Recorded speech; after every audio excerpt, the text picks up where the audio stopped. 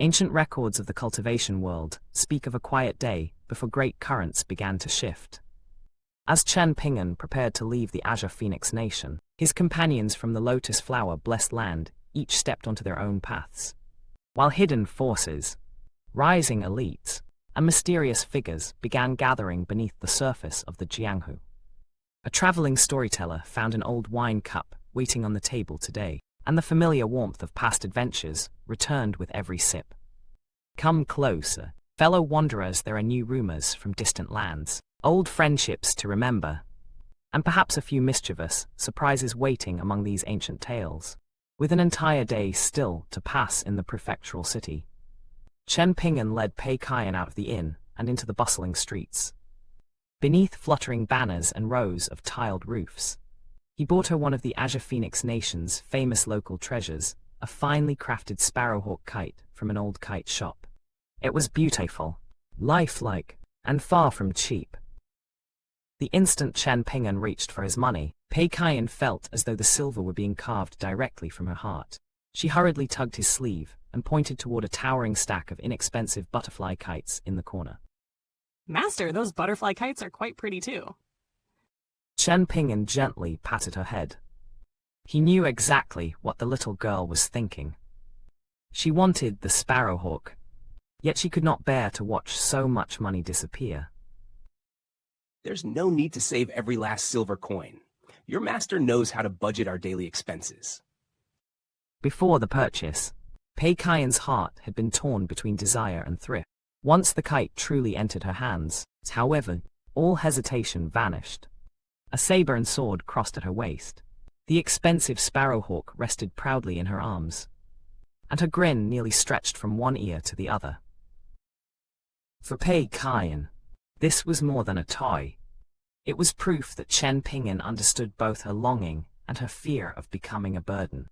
His generosity did not spoil her. It quietly taught her that careful living and wholehearted joy did not have to oppose each other. After leaving the shop, master and disciple wandered through the prefectural city's most celebrated sights.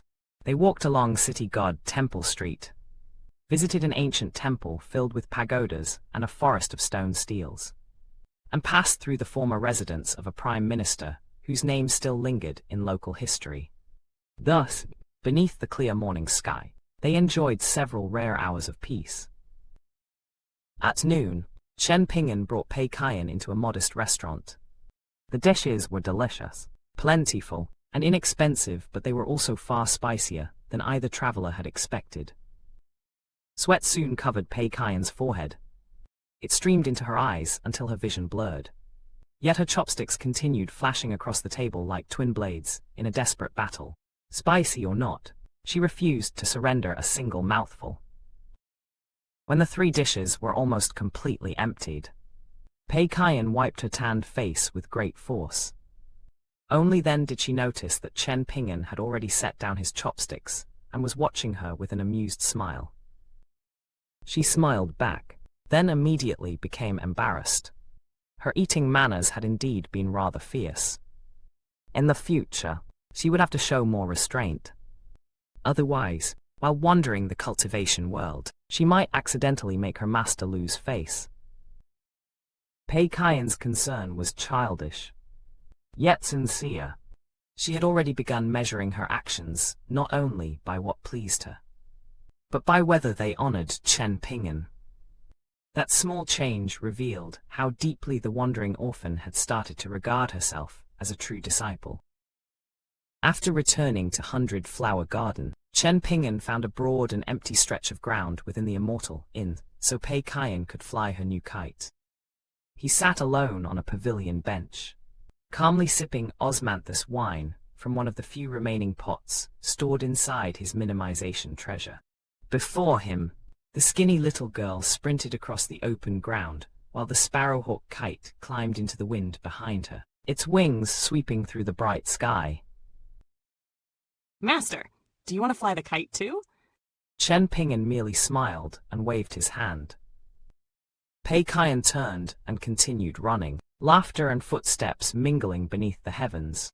Around her, countless flowers competed in color, fragrance, and elegance. 100-flower garden seemed less like an inn, and more like a corner of spring stolen from an immortal realm. After countless dangers, schemes, and journeys measured in life and death, this quiet scene carried its own weight. Chen Ping'an's peace had never come from escaping responsibility. It came from seeing those beside him safe enough to laugh beneath an open sky. The tranquility shifted when Qi Dongshan and Sui Yaobian approached the pavilion. Qi Dongshan bowed to his master before sitting cross-legged upon a long bench, his back resting lazily against a vermilion pillar. Sui Yaobian remained standing. Chen Ping'an, I plan to leave and travel to the Jade Tablet sect on the Parasol Leaf Continent. Chen Ping'an showed no surprise. He simply nodded. Take care on your journey. Sui Yaobian waited. One breath passed, then another. Yet Chen Ping'an appeared to have finished everything he wished to say. Her expression gradually turned cold, and she neither left nor spoke. She merely stared at him until the air within the pavilion became painfully awkward.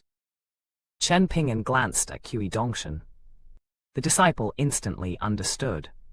A golden flying sword streaked from his side and traced a vast circle around the pavilion, sealing the structure away from the outside world and preventing casual ears from stealing their words. This restriction was not a genuine small world. A powerful earth immortal might still attempt to observe the mountains and rivers through the mystical realm of their palm. However, Qi Dongshan would immediately sense such an intrusion. And in a small place like this, any golden core tier or nascent tier cultivator arrogant enough to spy on Qi Dongshan would be wagering their life.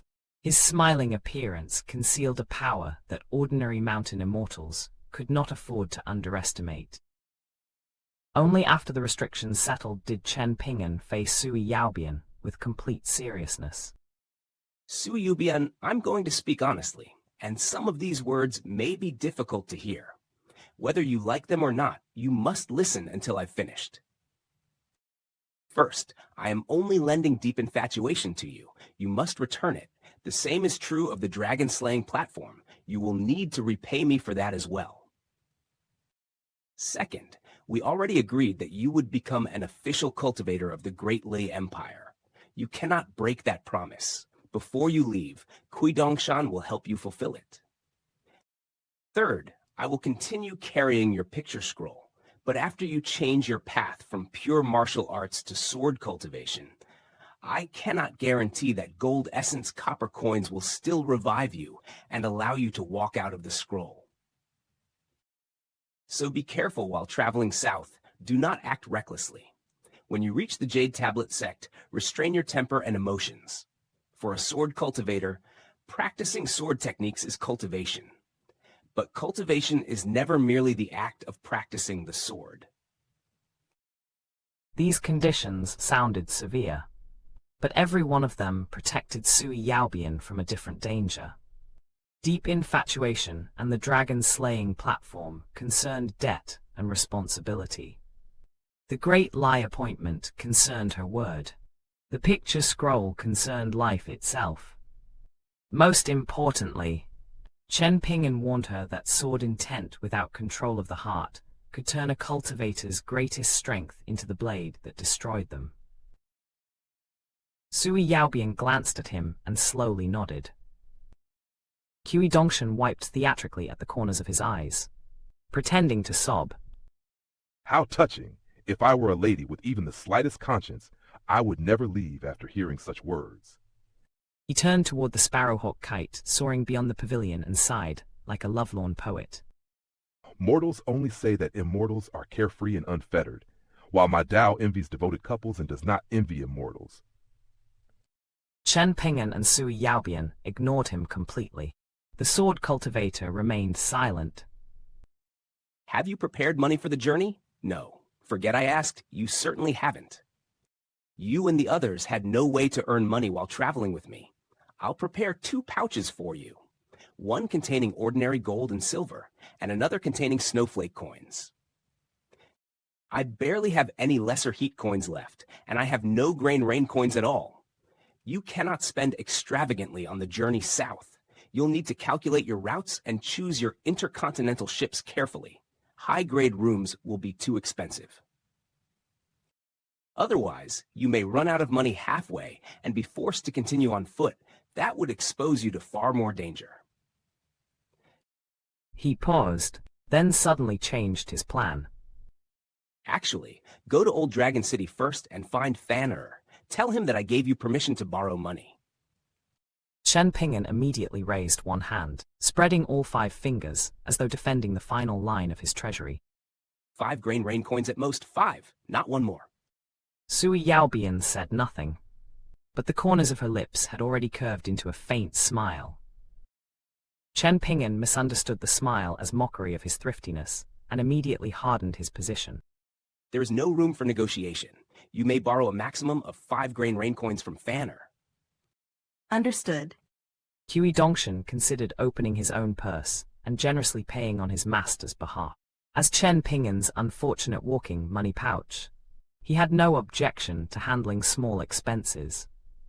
Yet matters involving separation, danger, and the possibility of death were different.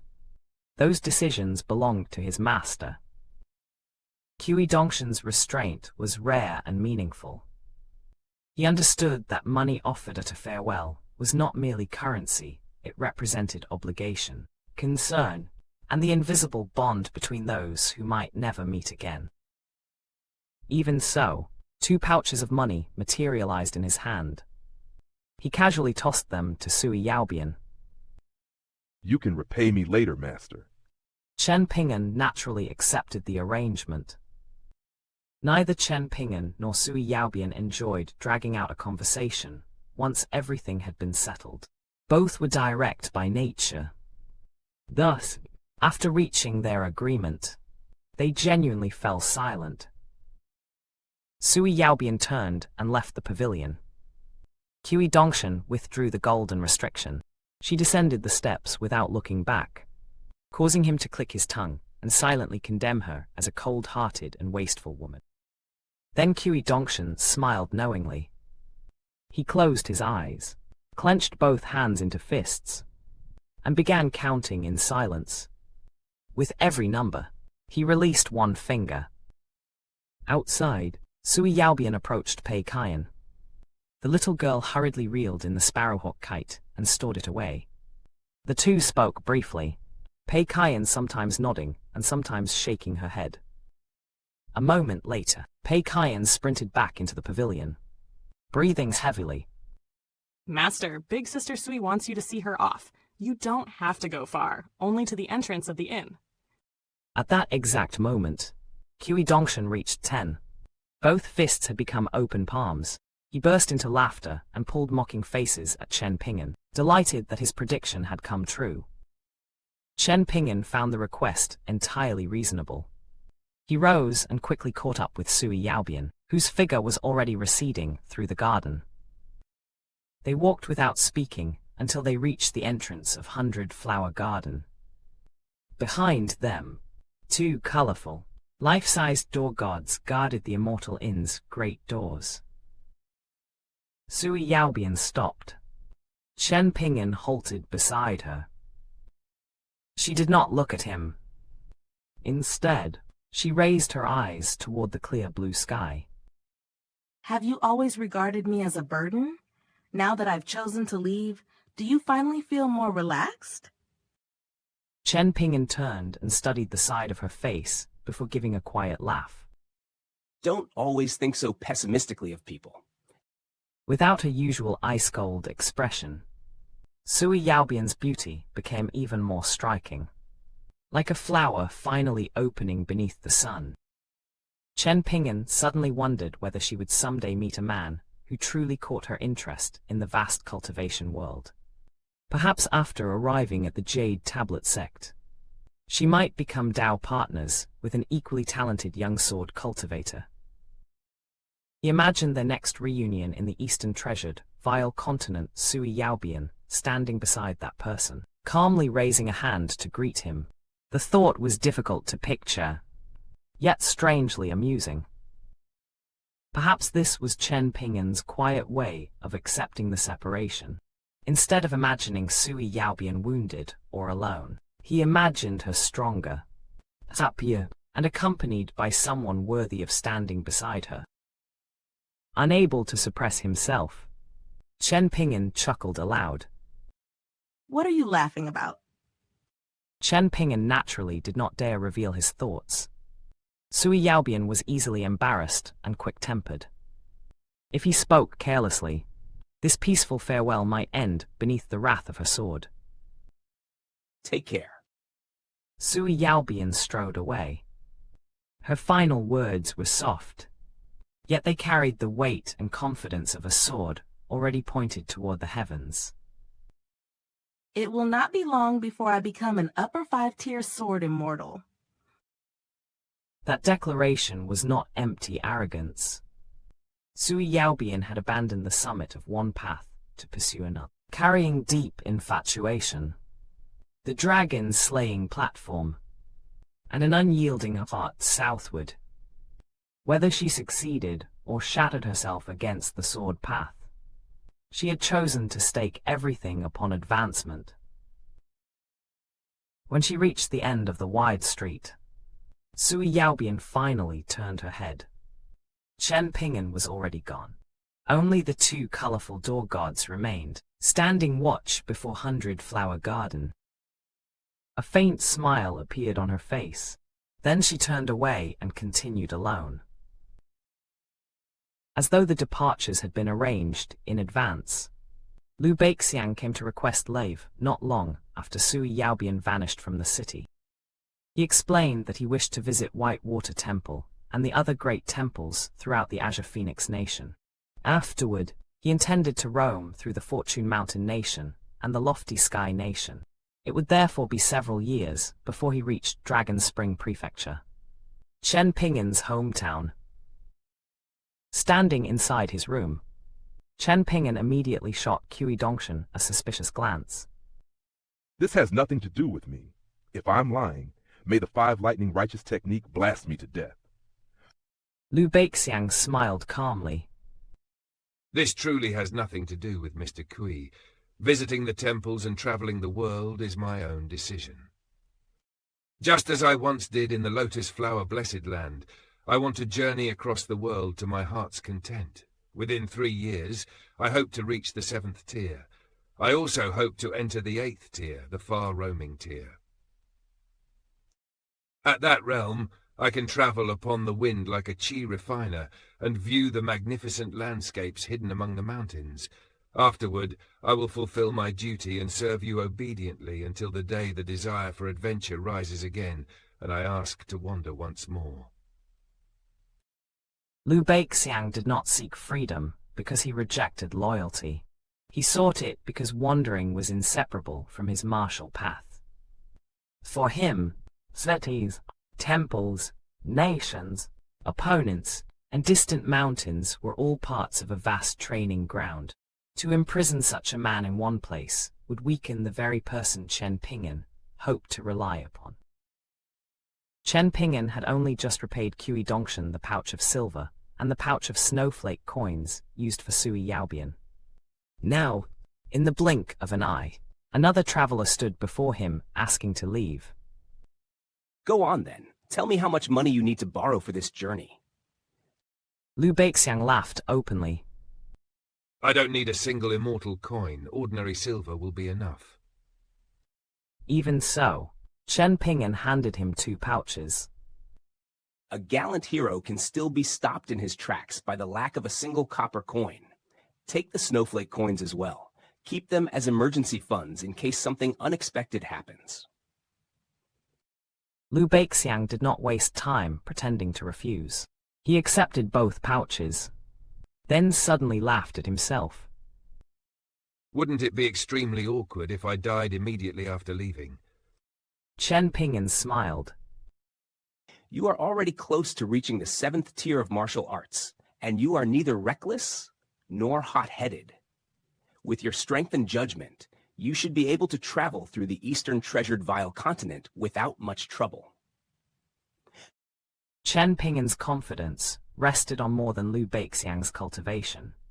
Raw martial strength could overcome an enemy, but caution decided whether one walked into an enemy's trap in the first place. A nearly 7th-tier martial artist with patience and experience was far harder to kill than a stronger fool. Liu Beixiang rose and cupped his fists. Then this is farewell for now. We shall meet again in the future. Chen Ping'an returned the salute. Until then. Then, remembering Liu Beixiang's past in the Lotus Flower Blessed Land, Chen Ping'an added a warning with obvious amusement. Also, this is the majestic world, not the Lotus Flower Blessed Land. Don't go creating another demonic sect or anything similar. Qi Dongshan immediately objected.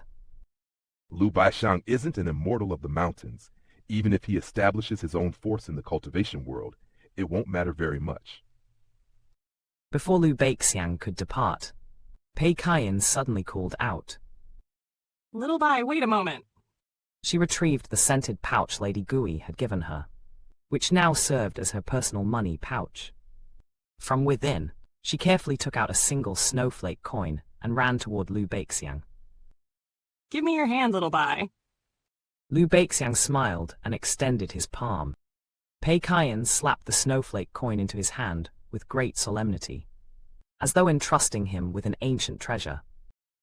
This is a present for you, Little Bai. The present itself is valuable, but the thought behind it is even weightier. Liu Beixiang closed his fingers around the coin. For this famous little miser to give away an immortal coin rather than lend it, the affection behind the gift was indeed far heavier than its value. This single snowflake coin showed how much Pei Kaiyan had changed. She still treasured money, but she had begun to understand that some moments could not be measured through profit and loss.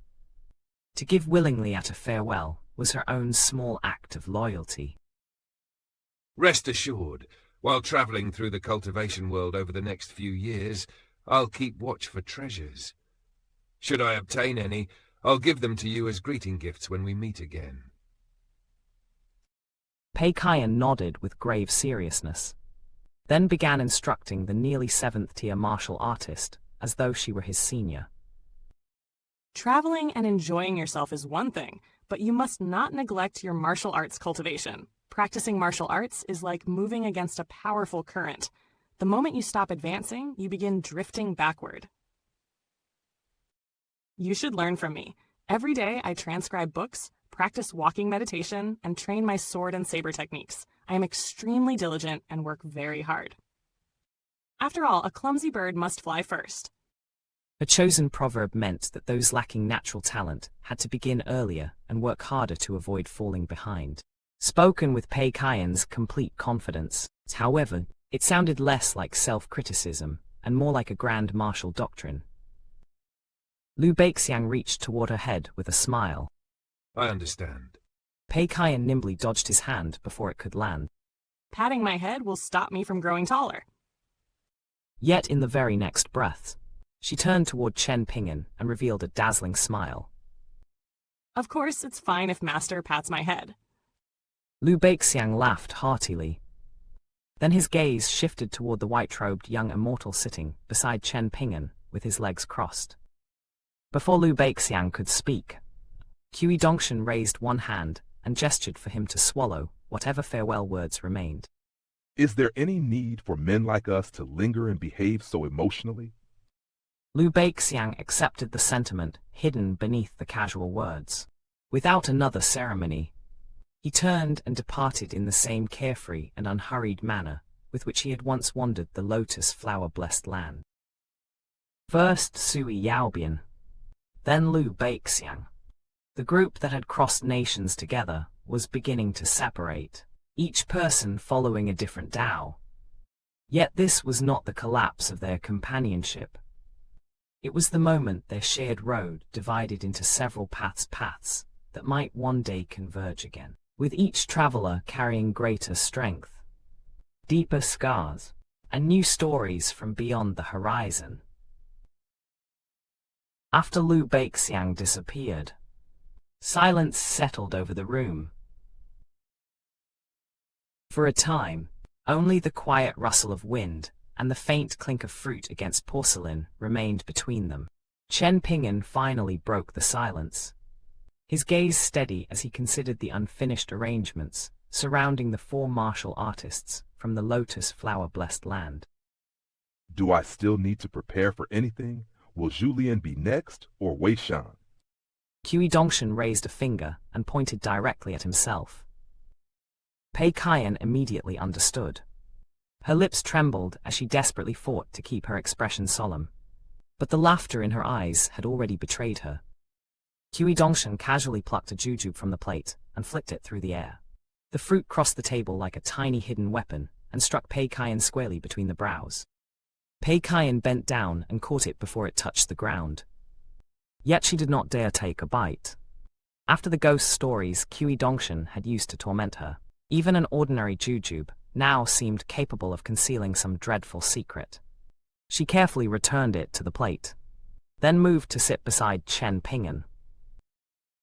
You aren't planning to watch the debate between Buddhism and Taoism in the Azure Phoenix Nation? Qi Dongshan shook his head.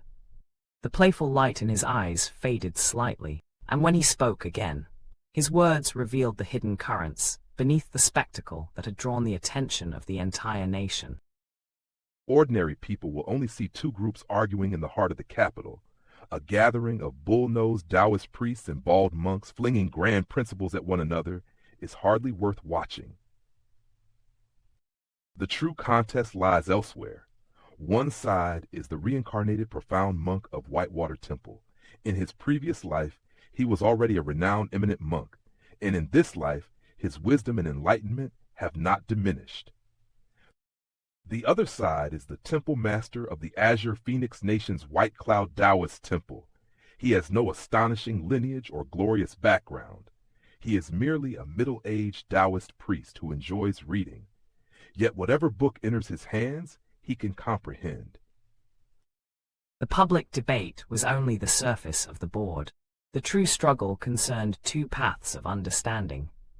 One carrying the wisdom of a previous life, the other possessing a terrifying ability to grasp every written principle. Neither needed to draw a sword. Yet the consequences of their contest could ripple through schools, temples, clans, and entire nations. Very few people will turn their eyes toward that hidden contest, but everyone who does will be powerful, troublesome, or both. Lakeview Academy will be watching. So will the Cloud Forest Zhang clan. Immortals and elites may come from every corner of the world, and among them could be old monsters who have remained hidden for many years. I've already involved myself in more great events than I care to count. There is no need for me to observe such a measly debate. More importantly, I have far too many enemies on the opposing side. Showing my face in the capital would be less like watching a debate and more like offering them a target. Chen Ping'an nodded. He did not mock Qi Dongshan's caution, nor did he mistake avoidance for cowardice. In the cultivation world, those who lived longest were rarely those who charged blindly toward every disturbance. Caution is the key to longevity. Qi Dongshan rose from his seat and bowed with unusual formality. I need to take Wei Shan with me on this journey. Master, may I have your permission? Chen Ping'an bit through a jujube. Its crisp sound broke the solemnity, and a smile appeared on his face. Shouldn't I be the one thanking you? For once, Qi Dongshan did not respond with absurd flattery or shameless nonsense. He rested both arms on the table, interlocked his fingers, and slowly turned the conversation toward the road ahead. The central region of the eastern treasured vile continent is extremely complicated right now. Inside the mountains and beyond them, order is collapsing.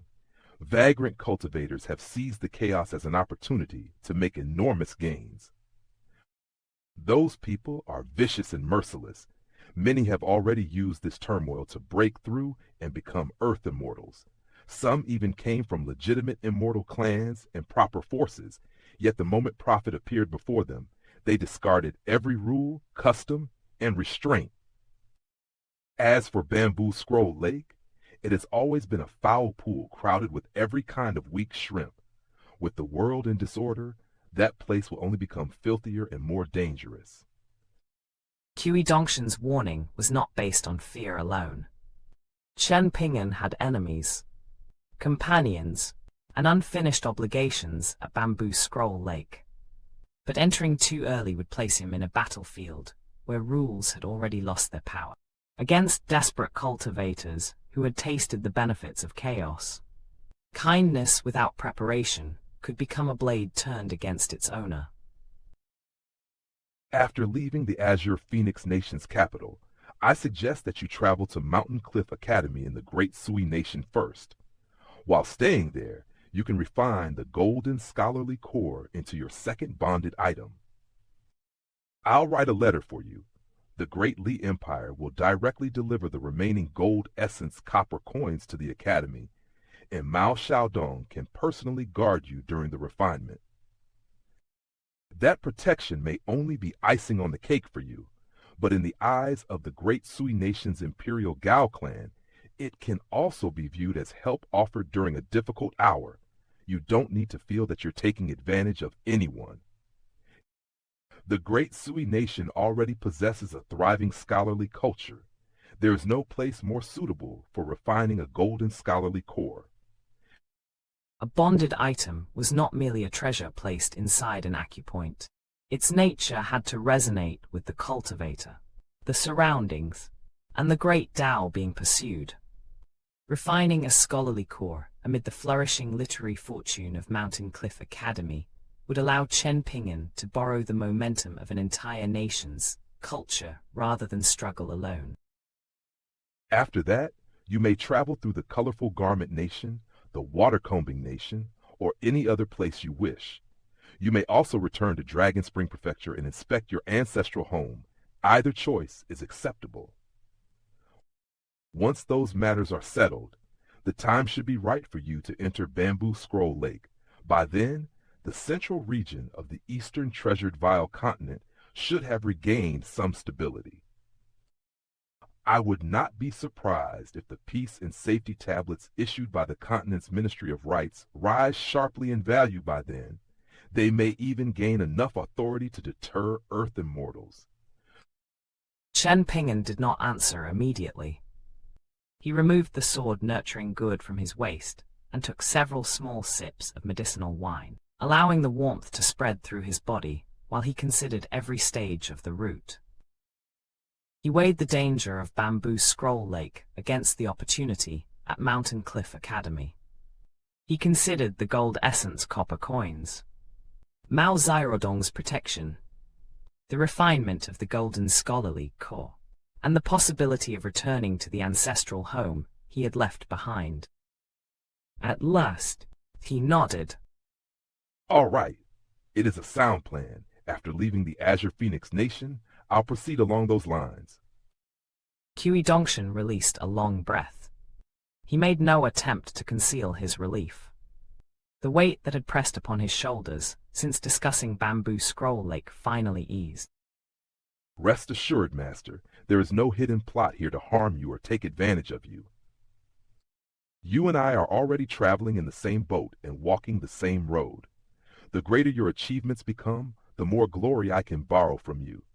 Even if I spend every day doing nothing, your accomplishments will naturally drag my standing upward. Behind Qiu Dongshan's shameless phrasing lay a rare admission of allegiance. Their interests were no longer merely aligned for convenience. Chen Ping'an's rise had become part of Qiu Dongshan's own future, and Qiu Dongshan was willing to spend influence, connections, and careful planning to ensure his master survived long enough to reach it. Chen Ping'an hesitated briefly. There was one question that had lingered in his heart for some time. How do you communicate with your other self in the Great Li Empire's capital? Qiu Dongshan's forehead slammed into the table. Once, twice, 3 times. When he finally lifted his head, his face was filled with such despair that that it seemed the heavens themselves had wronged him. My heart aches whenever that matter is mentioned. Chen Ping'an chuckled without sympathy. You brought it upon yourself. Who else could you possibly blame? Why does that old geezer get to enjoy life as the mighty imperial preceptor of the great Li Empire? Meanwhile, I've even lost the name embroidered tiger. Whenever I travel, I have to camp in the wilderness, flee from danger, and hide my identity like some miserable fugitive. Chen Ping'an showed no mercy. If anything, Kui Dongshan's grievances only made his smile deepen. You should be grateful for what remains. Your minimization treasure is filled with countless valuables, and you possess an immortal body even better than Du Mao's avatar. Kui Dongshan sighed, propped his cheek on one hand, and gazed toward the sky like a lonely young master, abandoned by the entire martial world. That is true. Fortunately, I no longer have much interest in fighting and killing. Still, I'm a young boy. Boredom comes easily. Things became much better after I left the great Sui Nation's academy. Spending every day with Master has been quite enjoyable. Back at East Mountain, little Baoping ignored me. Yulu and Xie irritated me. I had nothing to discuss with Li Huai or Lin Shouyi. I was truly lonely and pitiful. Chen Ping'an could not be bothered to comfort him. The former embroidered tiger of the Great Li Empire had manipulated courts, academies, and countless human hearts. The thought that such a person required consolation was laughable. Kui Dongshan suddenly straightened.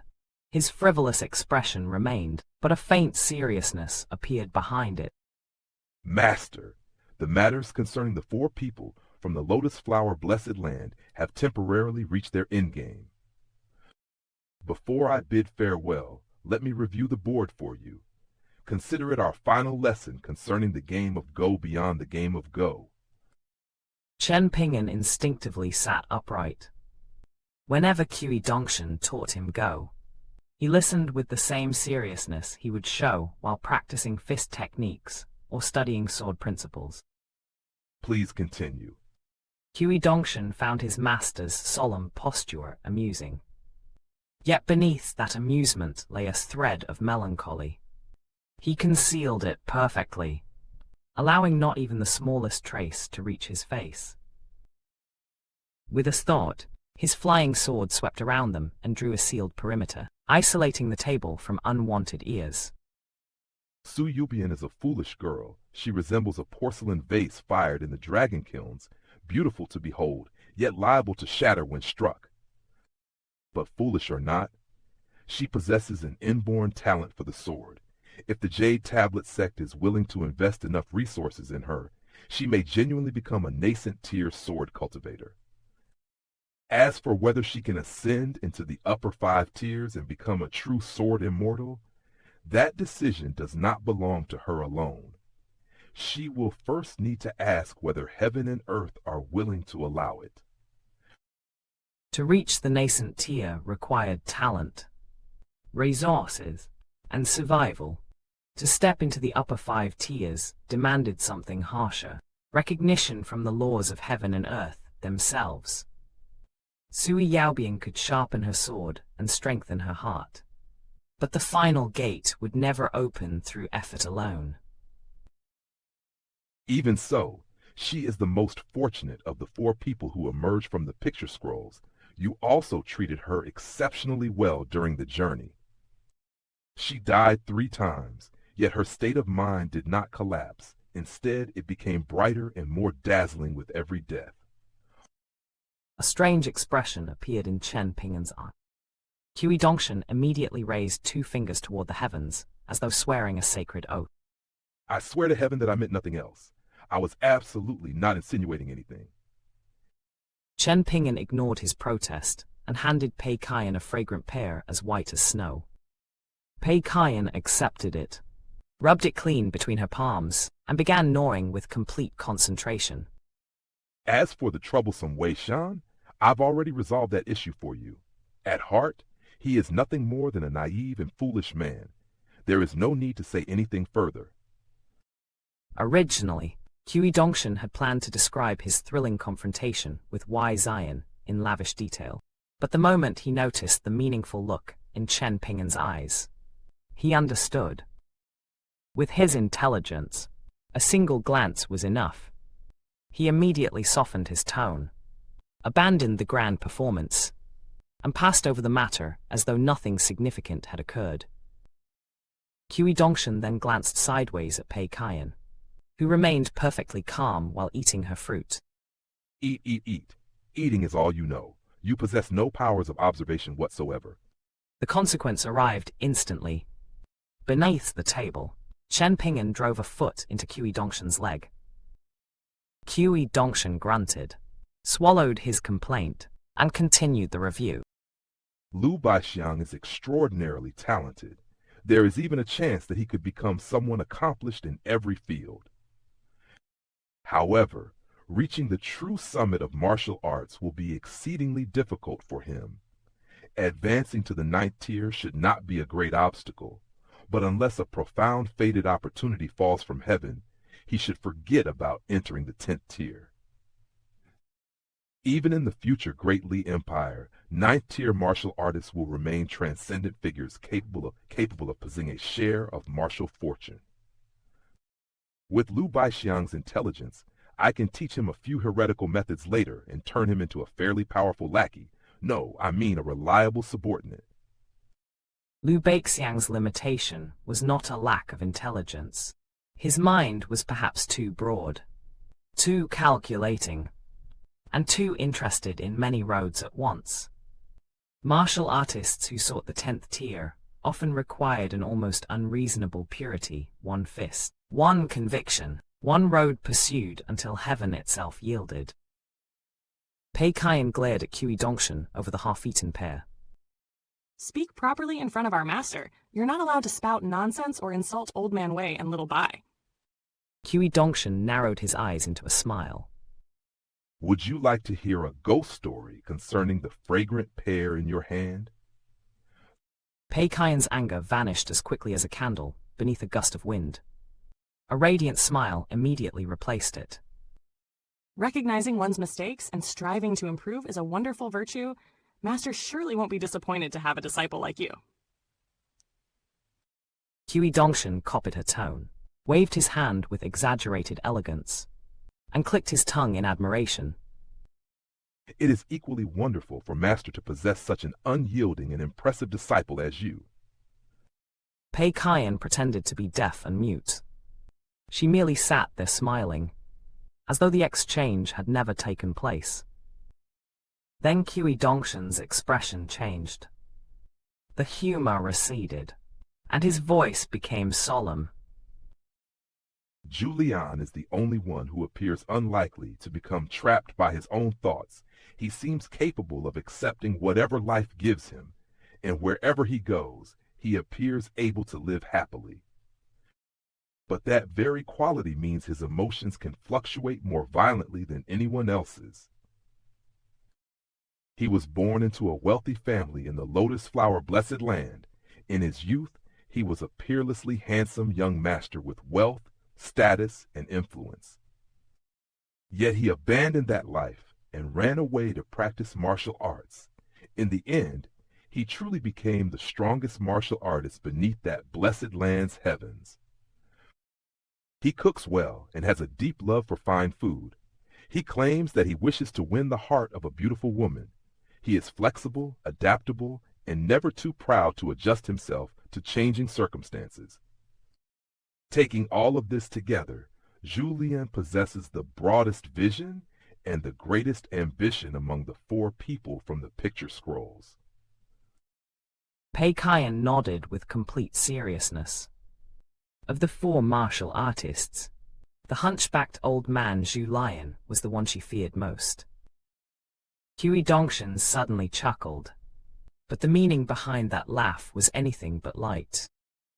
People like Julien are attached to nothing. If you fail to guide him properly, he may sell you out one day without the slightest hesitation.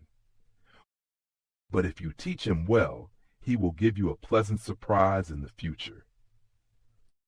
Of the 4, Julian will be the only one willing to die for you. He will walk toward death with absolute resolve and without a moment of hesitation, even if he is already living his final life. This was the contradiction at the heart of Zhu Lion. A man bound by nothing could betray anyone, yet once he freely chose what was worth protecting, that choice would become stronger than chains, oaths, or fear of death. His loyalty could never be demanded. It had to be earned. I can manage and control the other three to some degree, but Julien is different. There is nothing I can do with him. Only you can teach him, Master. Chen Ping'an's eyes showed a trace of puzzlement. Hui Dongshan patiently continued. Sui Yubian can never become as loyal as Julian because the Sword Dao is what she desires above everything else. Lu Baixiang appears to be the person most like-minded with you, but appearances are misleading. Deep within his bones, he is cold and heartless. Hui Dongshan left the remaining judgment unspoken. Instead, he sent his next words directly into Chen Ping'an's mind, shielding them even from Pei Kaiyan. Wei Shan believes he cannot die yet because his wish remains unfulfilled. He was once an emperor, so aside from the attachment buried in his heart, he believes that anyone in the world may be killed and anything in the world may be sold. Please don't blame me for interfering, Master. I need to use my connections in the Parasol Leaf continent to investigate Wei Shan's family life during the early years of his reign over the Southern Garden Nation. Each of the four carried a different chain. Sui Yaobian was bound to the sword. Lu Baixiang was bound to his own calculating nature. Wei Zion was bound to an unresolved wish from his life as an emperor. Zhu Lion alone seemed unbound, and that made him both the most dangerous and the most precious. Chen Ping'an considered the matter before offering a warning. Be careful. When the matter concerns the old Taoist priest from the Observing Tao Temple, do not act rashly. Hui Dongshan smiled, but there was no arrogance in that smile. I will certainly be cautious around that stinking old man. Even when I stood at the peak of the 12th tier, the immortal tier, I did not dare provoke him. Incidentally, the old scholar shares a rather interesting relationship with him. For Hui Dongshan to admit that he had feared someone even at the peak of the immortal tier was no casual remark. The old Taoist priest of the Observing Tao Temple stood outside the ordinary calculations of cultivation realms. Sect influence and political power. Some pieces on the board were simply too ancient to move carelessly. Hui Dongshan fell silent. A moment later, he stood and began pacing around the table, rubbing his palms together. He resembled a Go master, explaining the final arrangement of stones after a long and bitter match. Yet he also seemed to be retracing the choices, failures, and consequences that had shaped the scholarly sage's lineage many years ago. When he spoke again, his voice was soft. Remember this, Master. Whether you are teaching personal disciples or establishing a sect, an immortal force must contain many different kinds of people. It cannot consist of a single kind of person. More importantly, it must never be filled only with people who resemble the Master. Everyone cannot be as kind, friendly, and principled as you. Everyone cannot spend their days exploring profound truths and composing essays about morality and etiquette. Likewise, the sect cannot be filled with brainless people who understand nothing except fighting. A sect built entirely in its founder's image might appear pure, but purity without balance is fragile. When every disciple shares the same strengths, they also share the same blind spots. One scheme, one enemy, or one crisis aimed at those weaknesses could bring the entire mountain crashing down. There must be people like me, people capable of acting against their conscience, people who can search through rules and regulations until they discover the hidden loopholes. There must be detestable people who nevertheless understand the greater picture and know how to move with the momentum of the age. Such people can stand in the shadows, handle what you should not handle, and make your virtues shine more clearly. They will allow your image to remain as lofty as the mountains and as bright as the moon. There must also be someone who recognizes only you. To that person, your life and death must be equal to their own, and perhaps even more important than their own. There must be people capable of inheriting your knowledge and teachings. They must be genuinely like-minded, willing to walk the same scholarly great Tao. Those people will create a righteous atmosphere within the sect. There must be people capable of deterring sinister cultivators and heretical individuals. More importantly, they must guard against false noble scholars and those who are genuinely insane. Someone like Julian would be suited to that role. A sect also requires wealthy people. For example, the person living in the bamboo building on Downtrodden Mountain.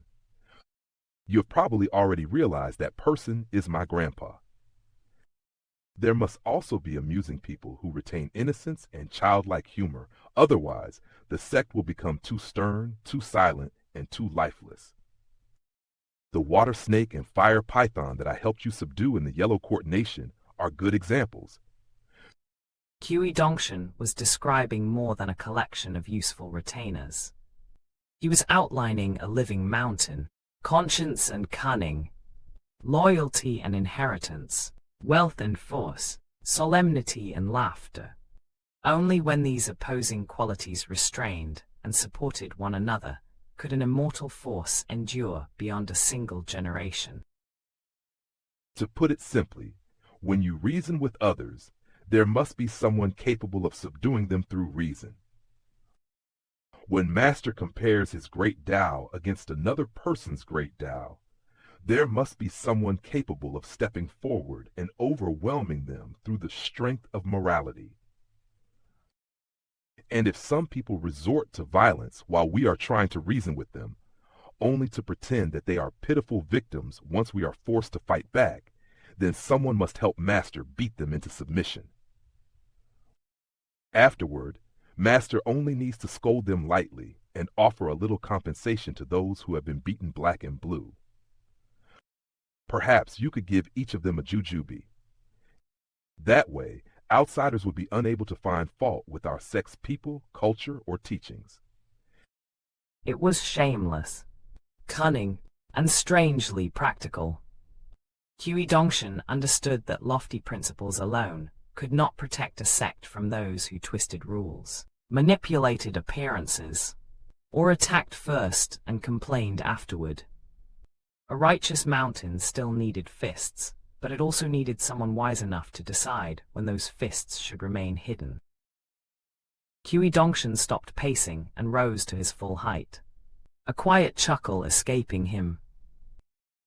These are merely my thoughts and a few casual suggestions. I will be satisfied if Master is willing to consider even some of them. Chen Ping'an remained seated upright. His expression contained none of the casual amusement from before. He had listened to every word and understood that Qiu Dongshan was not merely discussing the distant possibility of founding a sect.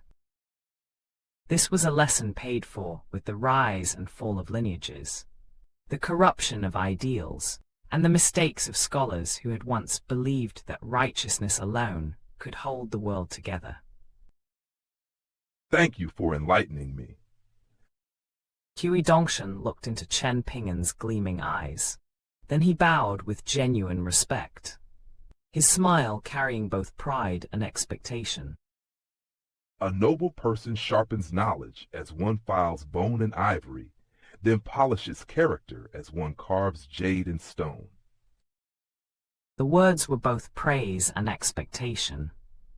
Chen Ping'an already possessed a heart that wished to act rightly. But raw goodness was only uncut jade. The road ahead would require knowledge, judgment, strength, and companions of many kinds to carve that goodness into something capable of sheltering an entire mountain. And perhaps this was Qi Dongshan's true farewell lesson. A single righteous man might walk far, but only a carefully built lineage could carry his great Tao beyond his own lifetime. Pei Kian listened from beside them, still holding the fragrant pear.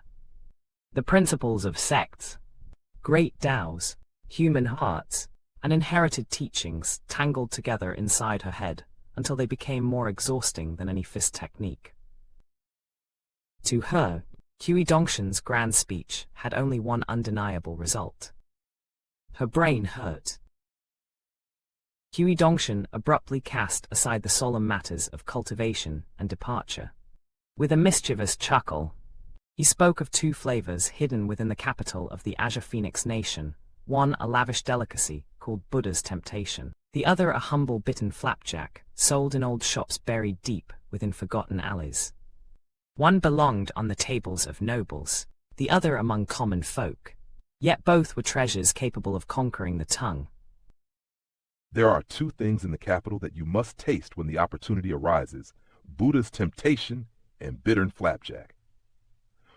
Sure. The smile on Qi Dongshan's face remained, but his next words carried the weight of farewell. He asked to speak privately with Pei Kian.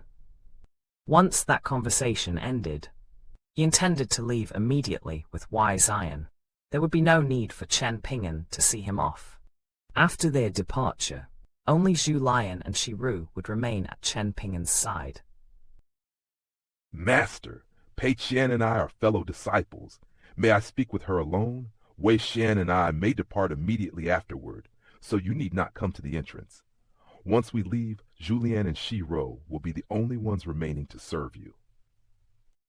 Chen Ping'an nodded, then glanced toward Pei Kian.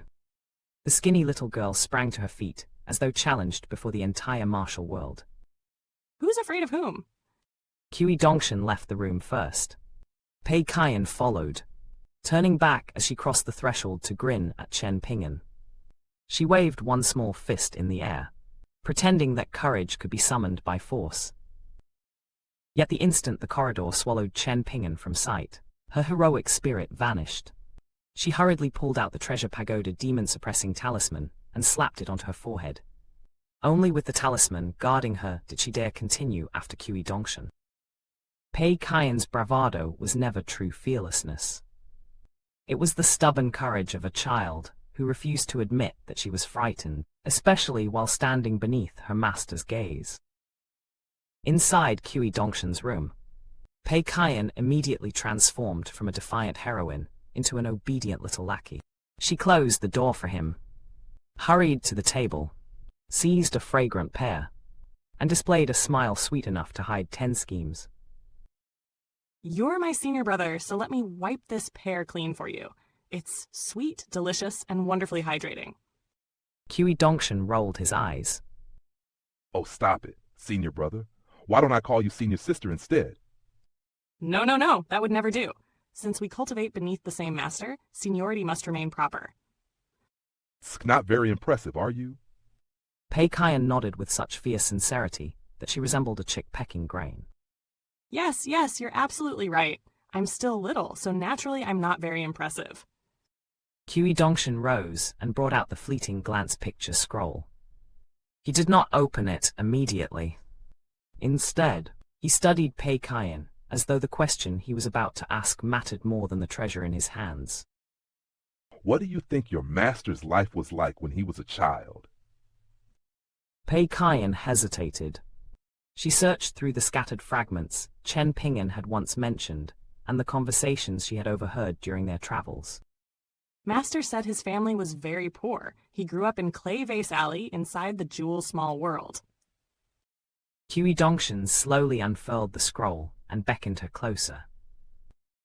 Then come and see. Light rippled across the fleeting glance picture scroll.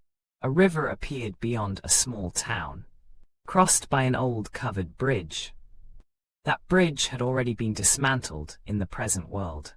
Yet within the scroll, its shadow remained untouched by time. Cultivators know that waters are often more dangerous than mountains. The sages of the 100 schools have always favored water. Paramount virtue resembles water. The wise delight in water. The Buddha observes the truth within a bowl of water. The deeper meaning is not something you need to understand today. When your path reaches the proper place, you will understand it naturally. Mountains stand openly beneath heaven, but water conceals depth, current, and danger beneath a calm surface. Kui Dongshan was not merely teaching doctrine. He was teaching Pei Kian how to look beyond appearances at the world, at others, and eventually at herself. Then the scroll began to reveal Chen Ping'an's childhood. At the immortal tomb, children ran beneath the open sky, their paper kites dancing high above the ancient graves. Far away, a tanned little boy squatted alone. He watched children his own age laughing and racing through the wind, while envy quietly gathered in his eyes. The image changed. The little boy walked to the Yang family's medicine shop, bought medicine, returned to an empty home, and stood upon a small stool to brew it himself. When no one was watching, he slipped into the immortal tomb and prayed before broken statues whose divine glory had long since faded. Another scene emerged beneath a merciless sun. Chen Ping'an carried a herb basket nearly as large as his own body and struggled up the mountain. Before long, the straps carved searing pain into his shoulders. At the foot of the mountain, he threw down the basket and cried until he had no strength left. Then came a day when hunger gnawed so deeply that he wandered back and forth through Clay Vase Alley, again and again, unable to decide what he would do if every door remained closed. At last, a woman opened her home and invited him inside. These were not grand tribulations beneath heavenly lightning. They were the silent calamities of poverty, hunger, helplessness, humiliation, and the terror of having no one to rely on. Yet each hardship forged part of Chen Ping'an's temperament more firmly than any cultivation art. Time flowed across the picture scroll like a river that refused to turn back. The small child slowly became a young boy. At last, the moving images froze. Chen Ping'an stood at the eastern gate of the small town, waiting for letters to deliver so that he could earn a handful of copper coins. Pei Kian could not tear her eyes away. For more than an hour, she watched the memories appear and disappear. Her expression shifted with every scene: anger, confusion, amusement, sorrow, and a growing silence she did not know how to name. Song Jixin and Ji Gui both deserve to die. I happen to have a saber and a sword. One day, I'll use the saber to cut down one of them, and the sword to stab the other through the heart. No wonder Master can do everything. He can weave straw sandals and even build bamboo bookcases. Master was drooling over Tangulu too? Wait, why did he run away? The seller offered him one for free. Why wouldn't he take it? That delicate-looking man from the dragon kilns resembles the old geezer Shiru. Is the tree above that grave mound the model tree Master mentioned to Little Bai? Why does Old Man Yao keep scolding Master? Is that old man blind? Is the big sister outside the door the girl Master likes? She isn't much prettier than Sui Yobian. I don't think she's even as beautiful as Taoist Nun Huangting, who taught me sword and saber techniques. A sharp crack cut through the room. Kui Dongshan rolled up the scroll in a single motion and returned it to his minimization treasure. Pei Kian remained seated on the stool. The chatter had left her. Before those memories, even her restless spirit had fallen quiet. Kui Dongshan sat beside her, his expression deliberately casual. When your master and I reviewed his journey through the Lotus Flower Blessed Land, he barely drank, but when he began speaking about you, Pei Qian, he drank quite a lot. He once believed that every parent in the world would struggle to give the best things to their children. Only later did he learn that this was not true. How could a mother hide a steamed bun and eat it alone in the night while her own daughter was nearly starving to death? Pei Qian lowered her head. The old wound was not visible, but Qi Dongshan's words had touched it directly.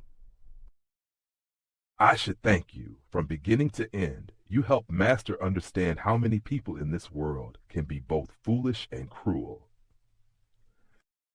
His gratitude was not mockery. Through Pei Qian, Chen Ping'an had been forced to confront a truth he once resisted, that suffering does not always come from fate, poverty, or helplessness. Sometimes it is inflicted by those who should have offered protection. Do you know which 3 moments were the hardest for your master when he lived in that small town? Pei Qian rested her arms on the table and laid her head upon them. Her voice became a quiet murmur. One was when Master kept walking through Clay Vase Alley, wondering what he would do if nobody opened a door.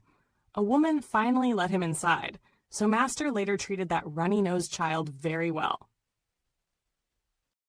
Another was when he entered the mountains to gather herbs for the first time. That must be why he feels such gratitude toward Old Man Yang. But the third one, I can't think of it. Qi Dongshan smiled, relatively satisfied with her answer. You could rack your brain for days and still fail to guess it. The third was that stick of Tangulu. Pei Qian turned her face toward him. One cheek still pressed against the table. Confusion filled her eyes. Had it been you, eating that Tangulu would have been easy. You could kneel and beg for it. You could steal it, snatch it, or devour the entire stand. None of those choices would have troubled you. But Chen Ping'an could not eat it. He could not accept even one candied hawthorn. The affairs of the world, the people within it, and the intentions hidden behind their actions may appear tangled beyond measure. Yet when one examines the smallest details, there are always traces to follow. The Tanghulu was not merely food. To the starving child, it was a test of dignity, suspicion, gratitude, and the invisible price that might follow a stranger's kindness. Chen Ping'an fled because even hunger could not make him accept what his heart did not understand. Pei Qian suddenly erupted, slamming aside the solemn atmosphere with righteous fury. Call him Master! You actually dared to speak Master's full name? How disrespectful! I'm going to tell him. Qi Dongshan rolled his eyes and raised a finger, pretending he was about to flick her forehead. Pei Qian immediately sat upright. Both hands flew to her forehead, guarding not only her skull, but also the precious talisman stuck there. Qi Dongshan slipped his hands into his sleeves and leaned against the table. His gaze drifted beyond the window. We should not disappoint Master all the time.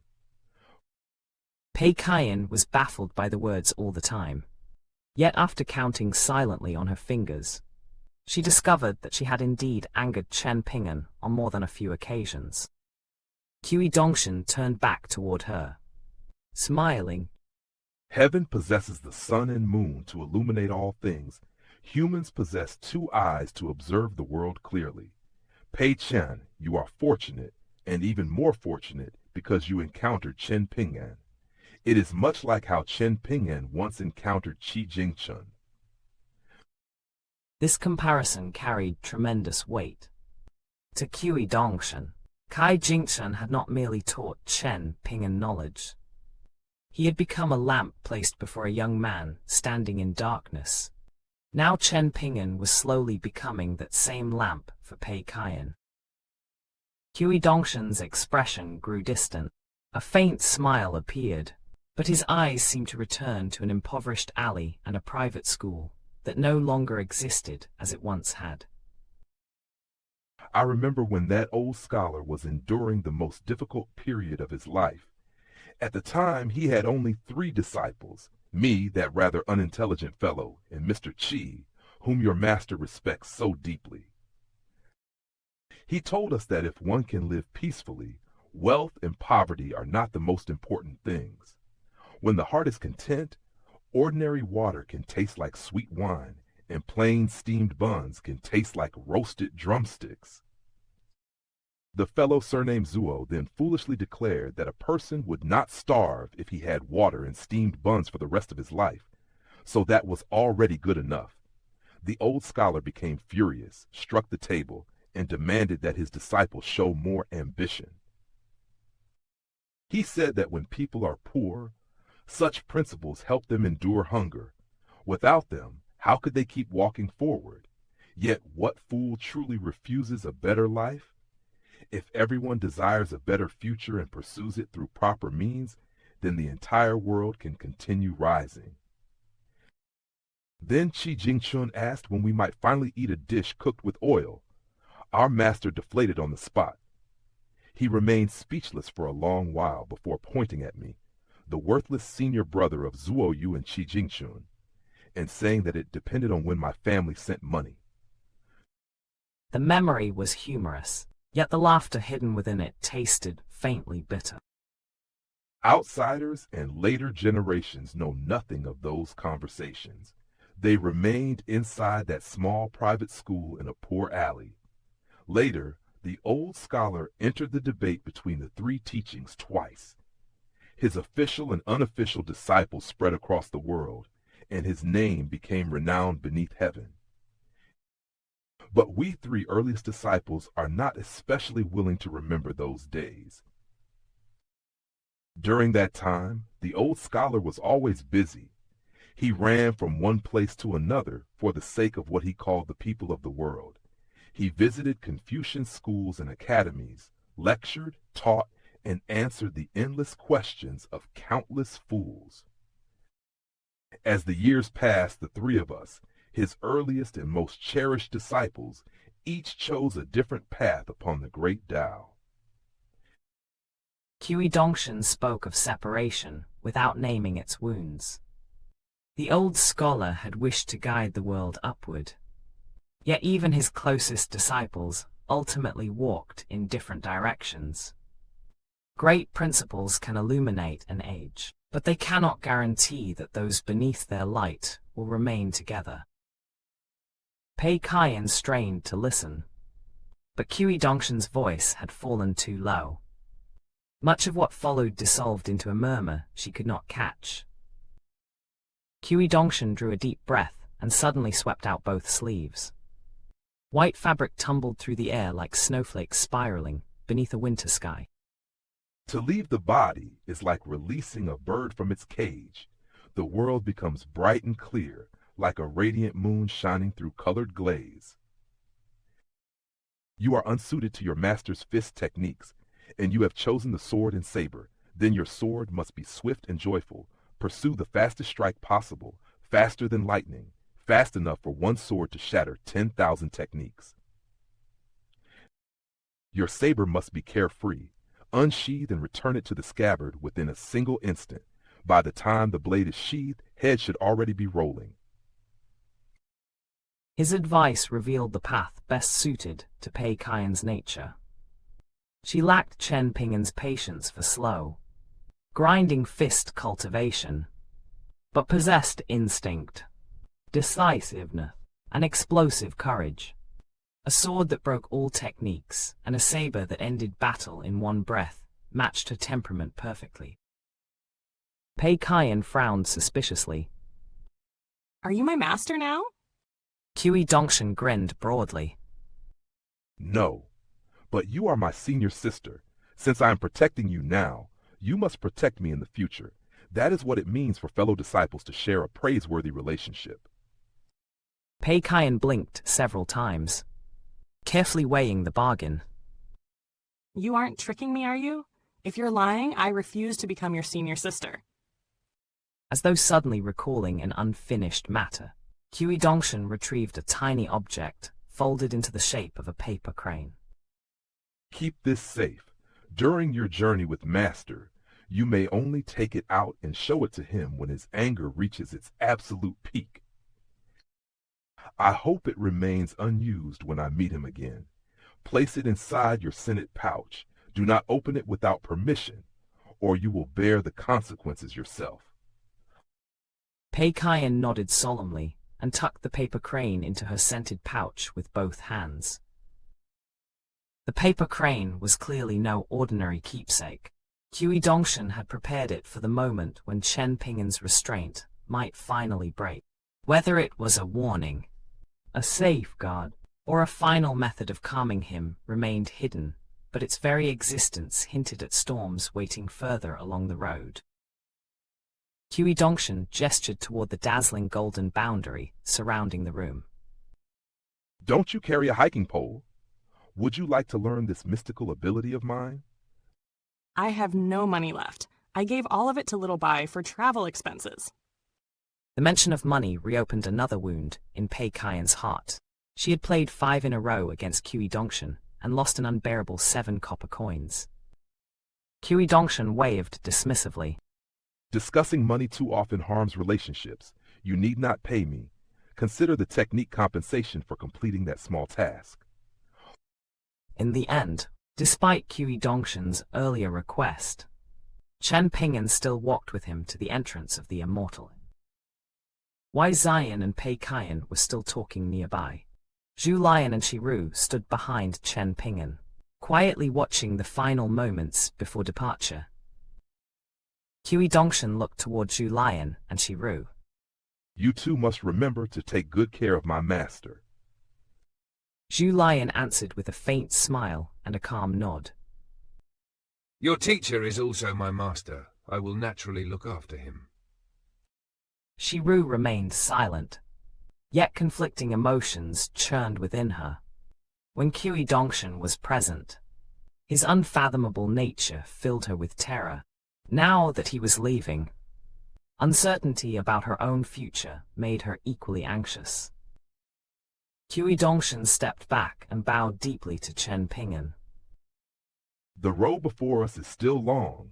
Take care, Master. For cultivators, separation was rarely final. Yet reunion was never guaranteed. A long road could contain opportunities, tribulations, enemies, and deaths. Thus, the simplest farewell often carried more weight than 1,000 heroic promises. After Hui Dongshan straightened, Chen Ping'an suddenly lifted one arm. Behind the back of the body known as Du Mao, he raised a firm thumb of approval. Beautifully done. Zheng Dafeng and I both owe you our thanks. Hui Dongshan froze. For half a day, the silver-tongued disciple searched for the proper words. Yet for perhaps the first time, flattering his master proved more difficult than deciphering a profound heavenly secret. At last, he forced out the most awkward praise he had ever spoken. Master, you truly are a kind-hearted person. And so Hui Dongshan departed not with thunder, sword light, or a grand declaration, but with an awkward compliment. Yet beneath the humor lay a bond deeper than ordinary master and disciple. 2 people who understood each other's schemes, burdens, and kindness, even when neither was willing to say so plainly. Approximately 1 hour after Hui Dongshan departed, an utterly ordinary-looking man hurried into the Immortal Inn and asked to see Chen Ping'an. The moment he found the young man, he reached into his robes and produced a peace and safety tablet, an identification token possessed only by spies serving the immortal forces of the Great Lai Empire. Chen Ping'an's expression did not change. Yet beneath that calm surface, vigilance surged like a drawn bowstring, taut enough to snap. The jade tablet from the ancestral Hall of Peace and Tranquility Mountain had once brought him terrible suffering on the Parasol Leaf continent. Now another tablet bearing the word peace had appeared before him. How could he possibly lower his guard? For Chen Ping'an, danger was rarely announced by drawn swords. More often, it arrived behind a harmless name, a courteous smile, or an object supposedly promising peace. His suspicion was not cowardice. It was the instinct of someone who had survived too many carefully hidden blades. The visitor was a great lie spy who had infiltrated the Azure Phoenix Nation and remained concealed for many years. Those entrusted with such missions were required to possess three indispensable qualities. First, they needed genuine ability, the skill to kill when necessary, and the means to escape when the killing failed. Second, they needed an iron mind. They had to endure solitude, bury their identities, and remain loyal to the Great Lie Empire for years or even decades without wavering. Third, they had to read the hearts of others. Without that insight, even a capable spy would be nothing more than a dead go piece placed on the board, yet unable to alter the game. The ordinary-looking man possessed all three qualities. He immediately sensed the subtle change in Chen Ping'an's aura. Even so, he did not concern himself with it. By openly entering 100 Flower Garden, he had already exposed a thread that countless eyes might follow. Once this mission ended, he would inevitably face a mountain of consequences. There was no avoiding it. The person who had assigned him this task stood far too high.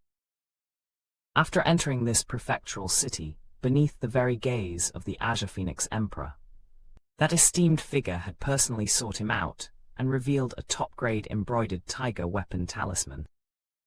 With that talisman, its bearer could command every great lie spy hidden throughout foreign lands. In its earliest days, the intelligence network of the Great Lie Empire had been divided among three factions. The cattle and horse pen belonged to Imperial Preceptor Kui Chan. The copper person dew-holding platform answered to Song Changjing. The green ripple pavilion was controlled by an Imperial concubine. Each faction once guarded its own territory. However, several years earlier, the Imperial concubine commanding the green ripple pavilion had withdrawn from court and entered seclusion in a thatched cottage on an immortal mountain near the capital. Her retreat allowed Kui Chan to take control of the Green Ripple Pavilion. Later, under the Emperor's direct instruction, even Song Changjing's copper person dew-holding platform was placed beneath the Imperial Preceptor's authority. Thus, embroidered Tiger Kui Chan now held every strand of the Great Lie Empire's intelligence web in a single hand. An empire's sharpest weapon was not always its army. Sometimes it was a whisper carried across borders, a nameless man waiting decades for one command, and an unseen hand deciding when every hidden piece should move. Kui Chan's true strength lay not merely in cultivation, but in control. Having gone many years without speaking it openly, the spy finally used the official dialect of the Great Lie Empire once more, and delivered his report to the young man before him. The yellow earth bull hiding outside the prefectural city had decided to accompany Kui Dongshan on a long journey. In return, Kui Dongshan would grant the sea observation Tier Demon a fated opportunity, helping it form a golden core with an extremely high chance of success. Only then did Chen Ping'an quietly release the breath he had been holding. Dare I ask what grade the peace and safety tablet in your possession is? The spy answered without the slightest hesitation. It is a second-rank tablet, young master. I am ashamed and uneasy to possess an item of such high grade. The rank of a peace and safety tablet was normally a major secret. Yet after Chen Ping'an asked directly, the man did not dare conceal the truth. The bearer of the embroidered tiger weapon talisman had given him a clear order: answer every question. The spy then stood, respectfully drew out a cloth pouch, and presented it with both hands. The esteemed lord also instructed me to deliver this to you, young master. He said it was tuition. Chen Ping'an rose and accepted the pouch. When he felt the contents within, his expression became strangely helpless. Copper coins. He did not know whether to laugh or sigh. Placing the pouch on the table, he cupped his fists toward the spy. Thank you for coming here. I hope this mission will not bring you too much trouble. A faint smile appeared on the ordinary man's face. To someone who had already accepted that he might die for the great Lai Empire, these few sincere words were more than enough. You are far too polite, young master. He cupped his fists, turned, and disappeared from the inn as quietly as he had arrived. Once the spy had left, Chen Ping'an opened the cloth pouch and poured its contents onto the table. A small pile of copper coins clattered across the wood. There was no hidden formation, no secret message, and no concealed treasure. Chen Ping'an could not understand what Kui Dongshan was planning. Could this truly be nothing more than tuition? Seriously, how can Kui Dongshan do something like this? Even if he refuses to give you a pouch of lesser heat coins, he should at least give you snowflake coins. How can your disciple be so stingy? After confirming that both the pouch and the coins were truly ordinary, Chen Ping'an's tense mood finally eased. He hesitated briefly, then chose not to place the coins inside his larger minimization treasure. Instead, he stored them within 15th, the flying sword that also served as a pocket treasure. That small choice revealed how seriously Chen Ping'an treated even Kui Dongshan's strangest gestures. Ordinary copper coins had little monetary value, but their meaning remained uncertain. Until he understood that meaning, he would keep them close. Chen Ping'an smiled and gently patted Pei Kaiyan on the head. The tanned little girl immediately grinned. Her eyes narrowed into 2 crescent moons, making her resemble a delighted little cat. Afterward, Pei Kaiyan returned to transcribing texts. Every character was written carefully, every stroke placed with painstaking attention. What had once been forced discipline had gradually become habit.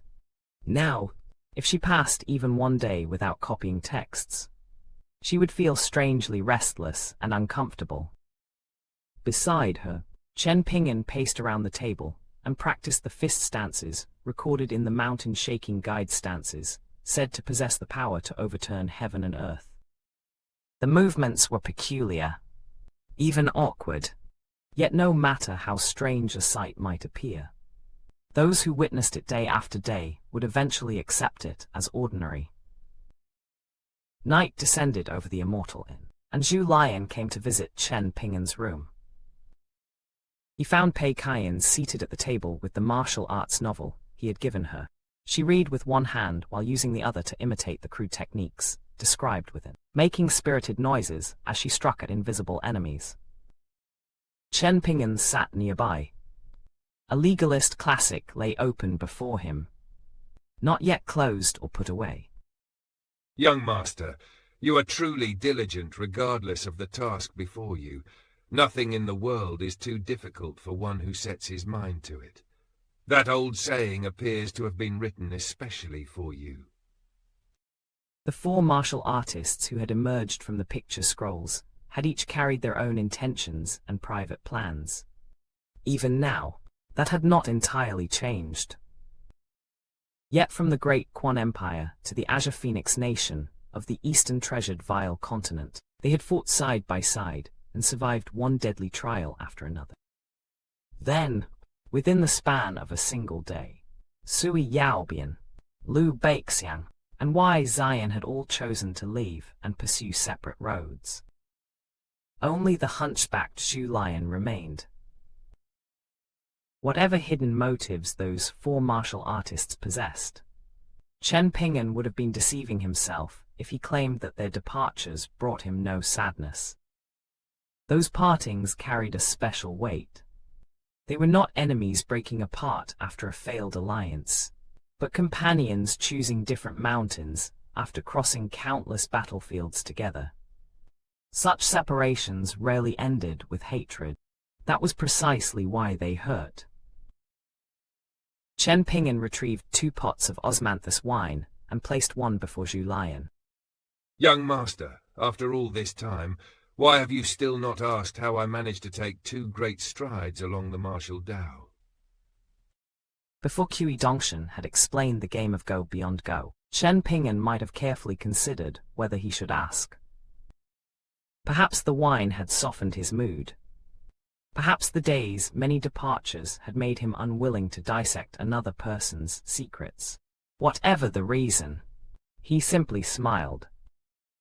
Who does not possess private thoughts and secrets they are unwilling to reveal? That is perfectly normal. I am no different. It is fine to conceal such things, provided one does not intend to harm others. Perhaps these secrets are like the osmanthus wine in our hands. Given enough time, they may only become more fragrant. Zhu Lion shook the wine pot in his hand, listening to the liquid ripple within. Since young master is willing to give me this pot of wine, I am willing to explain everything while we drink to our heart's content. Aged wine or new wine, it is still wine in the end. Let us drink first. Chen Ping'an smiled and clinked pots with him. Both men raised their wine and took a deep mouthful. Pei Kaiyan watched them with open longing, nearly drooling. She had tasted osmanthus wine once before, during the New Year's Eve dinner at Dust Medicinal Shop in Old Dragon City, when Chen Ping'an had poured her 1 small cup of that sweet and fragrant wine. Zhu Lion wiped his mouth. Young master, do you still remember old man Shun? Chen Ping'an nodded. After I broke through the great barrier of the 6th tier and entered the 7th tier, Sui Yubian also reached the 7th tier not long afterward. Those breakthroughs occurred naturally. You would not have found either of them especially strange. Afterward, however, I secretly advanced once more and reached the 8th tier, the far-roaming tier. Many causes converged to produce that result. Zheng Dafeng sparring with me, my death in Old Dragon City, Senior Shun's guidance and eventual assistance, and the fact that my martial path differs completely from the paths of Sui Yobian and the others. Every factor was linked to the next. Remove even one, and I might never have taken that step. I am not attempting to boast. Although I comprehended my martial Tao in a small place like the Lotus Flower Blessed Land, its essence can be summarized in a single principle: accumulate deeply, then release gradually.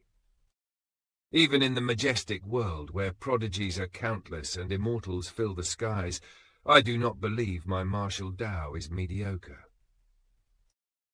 These words were not empty pride. Zhu Lion had once stood at the summit of an entire blessed land. His confidence came from surviving the collapse of one martial world and discovering that his Tao could still continue beneath a far greater heaven. Allow me to demonstrate a fist technique. Young master, tell me whether you notice anything unusual.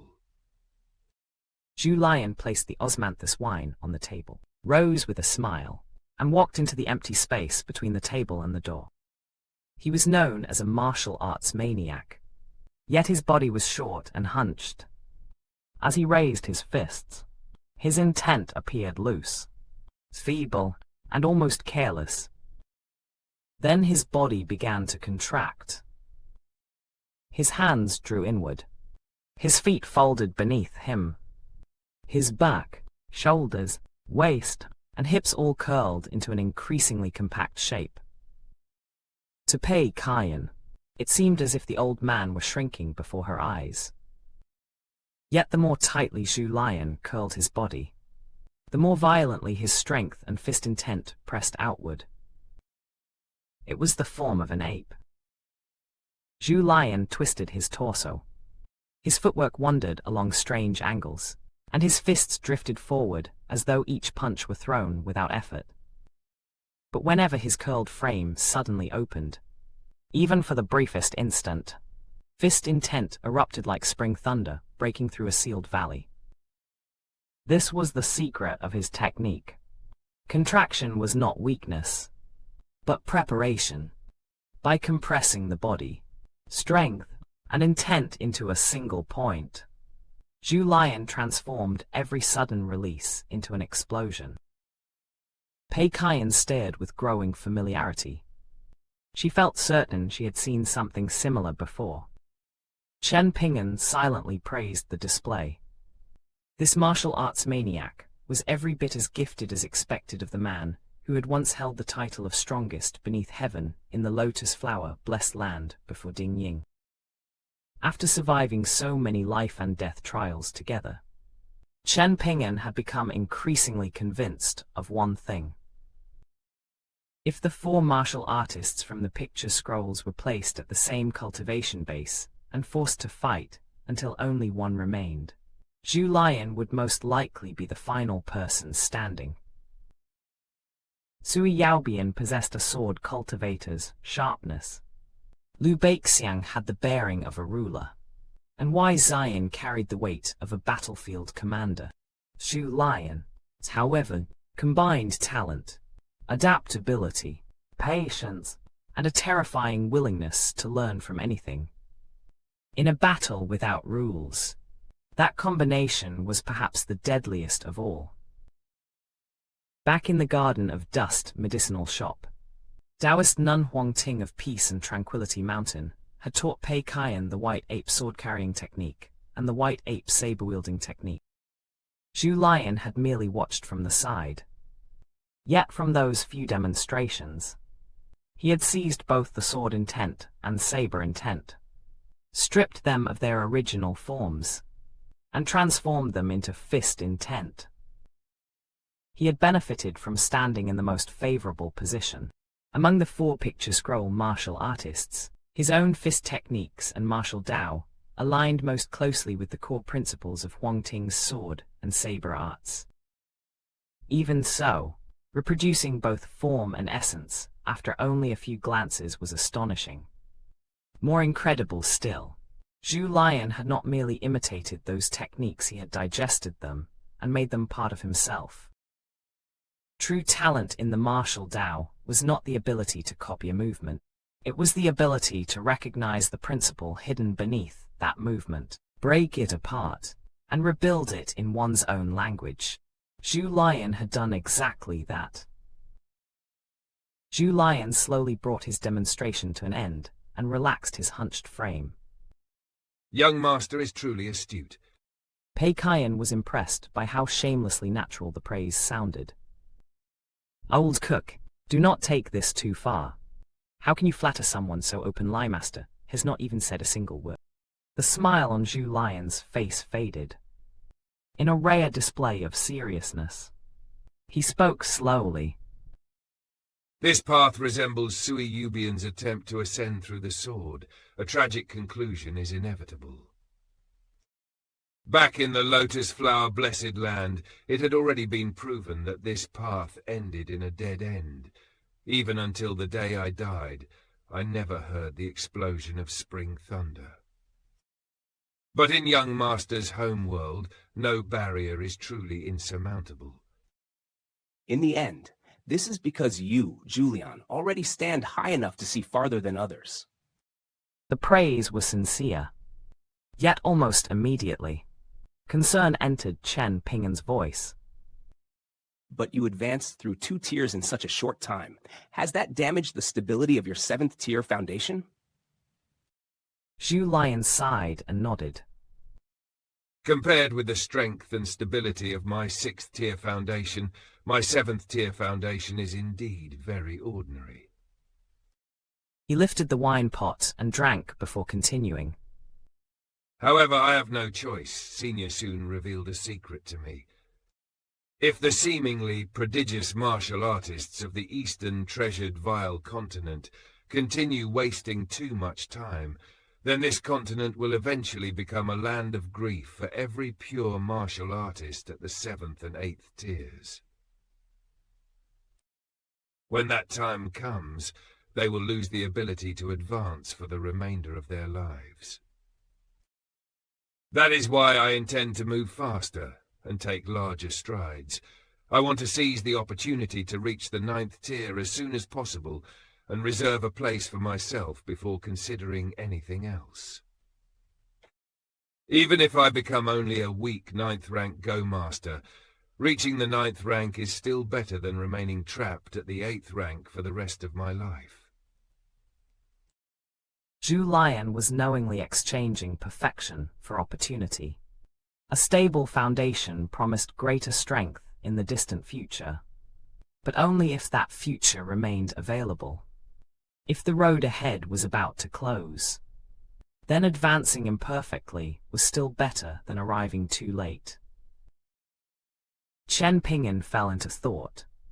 At the martial sage temple in the county city, Hui Dongshan had once used a mystical ability to reveal the martial fortune of the Azure Phoenix Nation.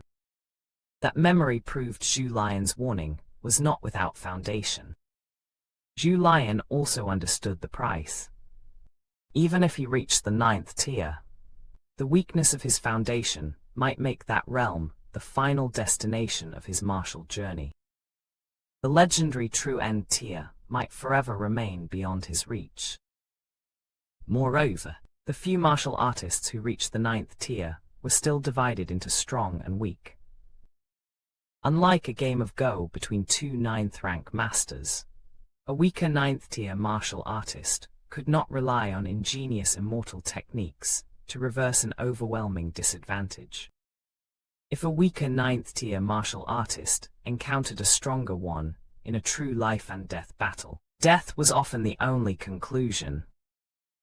Zheng Daifeng had once explained that, without old man Yang's secret intervention, Lai could have beaten Song Changjing to death before Song Changjing left the dual small world. Both men had stood at the 9th tier, yet the gulf between them had still been vast.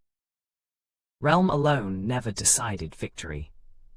The depth of one's foundation, the refinement of one's physique, battle experience, fist intent, and the road taken to reach that realm all determined whether a 9th tier martial artist was a towering mountain or merely someone standing on high ground. First come, first served, and a bird in the hand is worth two in the bush. Your path is indeed reasonable. Zhu Lian smiled. I naturally yearn for the legendary 10th tier, but I would never dare underestimate the 9th. Back at Dust Medicinal Shop, Zheng Dafeng faced all four of us at once, while sparring and helping us train.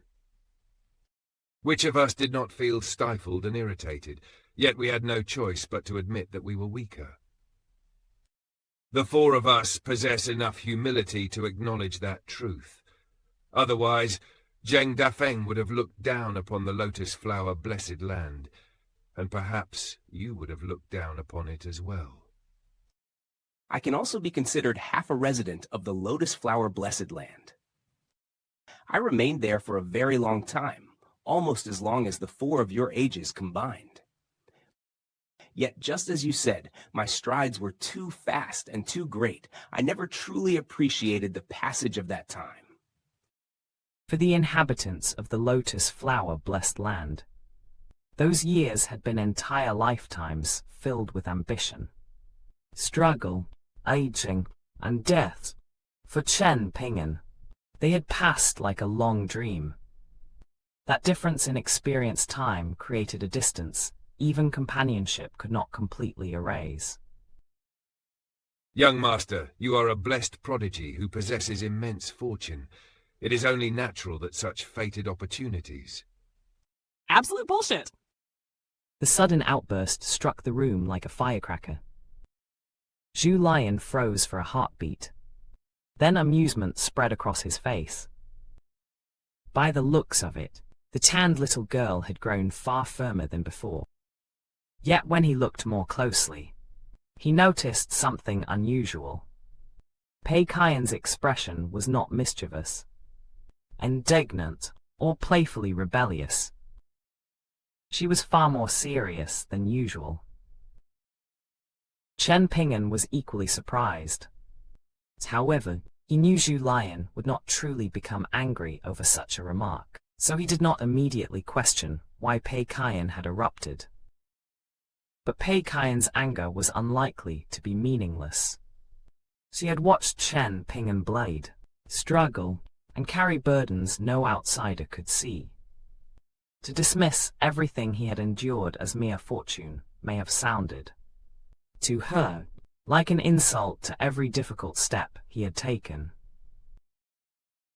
And so the night ended not with the secret of Zhu Lian's 8th-tier breakthrough, but with a single furious sentence from a little girl, one that hinted she understood her master's road more deeply than anyone in the room had expected.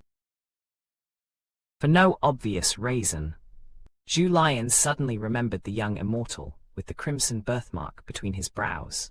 Before their first exchange of blows, Qi Dongshan had looked at Zhu Lian's smiling face and seen straight through the calculations hidden beneath it. Qi Dongshan had declared that he would neither raise his arms nor move his legs. Zhu Lian could punch and kick him as he pleased, and if Qi Dongshan so much as furrowed his brow, the match would count as his defeat. The result had taught Zhu Lian why that strange youth was called the Myriad Treasure Immortal of Mountain Cliff Academy, and why a single battle in the great Sui capital had earned him the astonishing title of the Kai clan's ancestor. Qi Dongshan's terror did not lie in raw cultivation alone. His true strength was that every promise, every restriction, and every apparent disadvantage could become another weapon in his hands. Master, your disciple Qi Dongshan is truly remarkable. He is mysterious, ingenious, and impossible to measure. Every person carries joys and sorrows that only they understand. When the opportunity comes, I will explain the gratitude and grudges between us. Chen Ping'an's helpless tone revealed that the story was far from simple.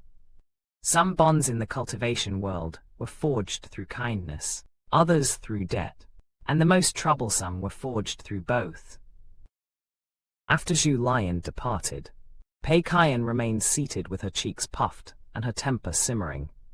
The little girl looked as though someone had stolen both her meal and her pride. What happened? Was lunch so spicy that it set your temper on fire? Pei Kian merely lowered her head and refused to answer. Chen Ping'an assumed it was one of the sudden storms that often swept through the heart of a child, so he did not press her. He returned his attention to the legalist classic spread across the table.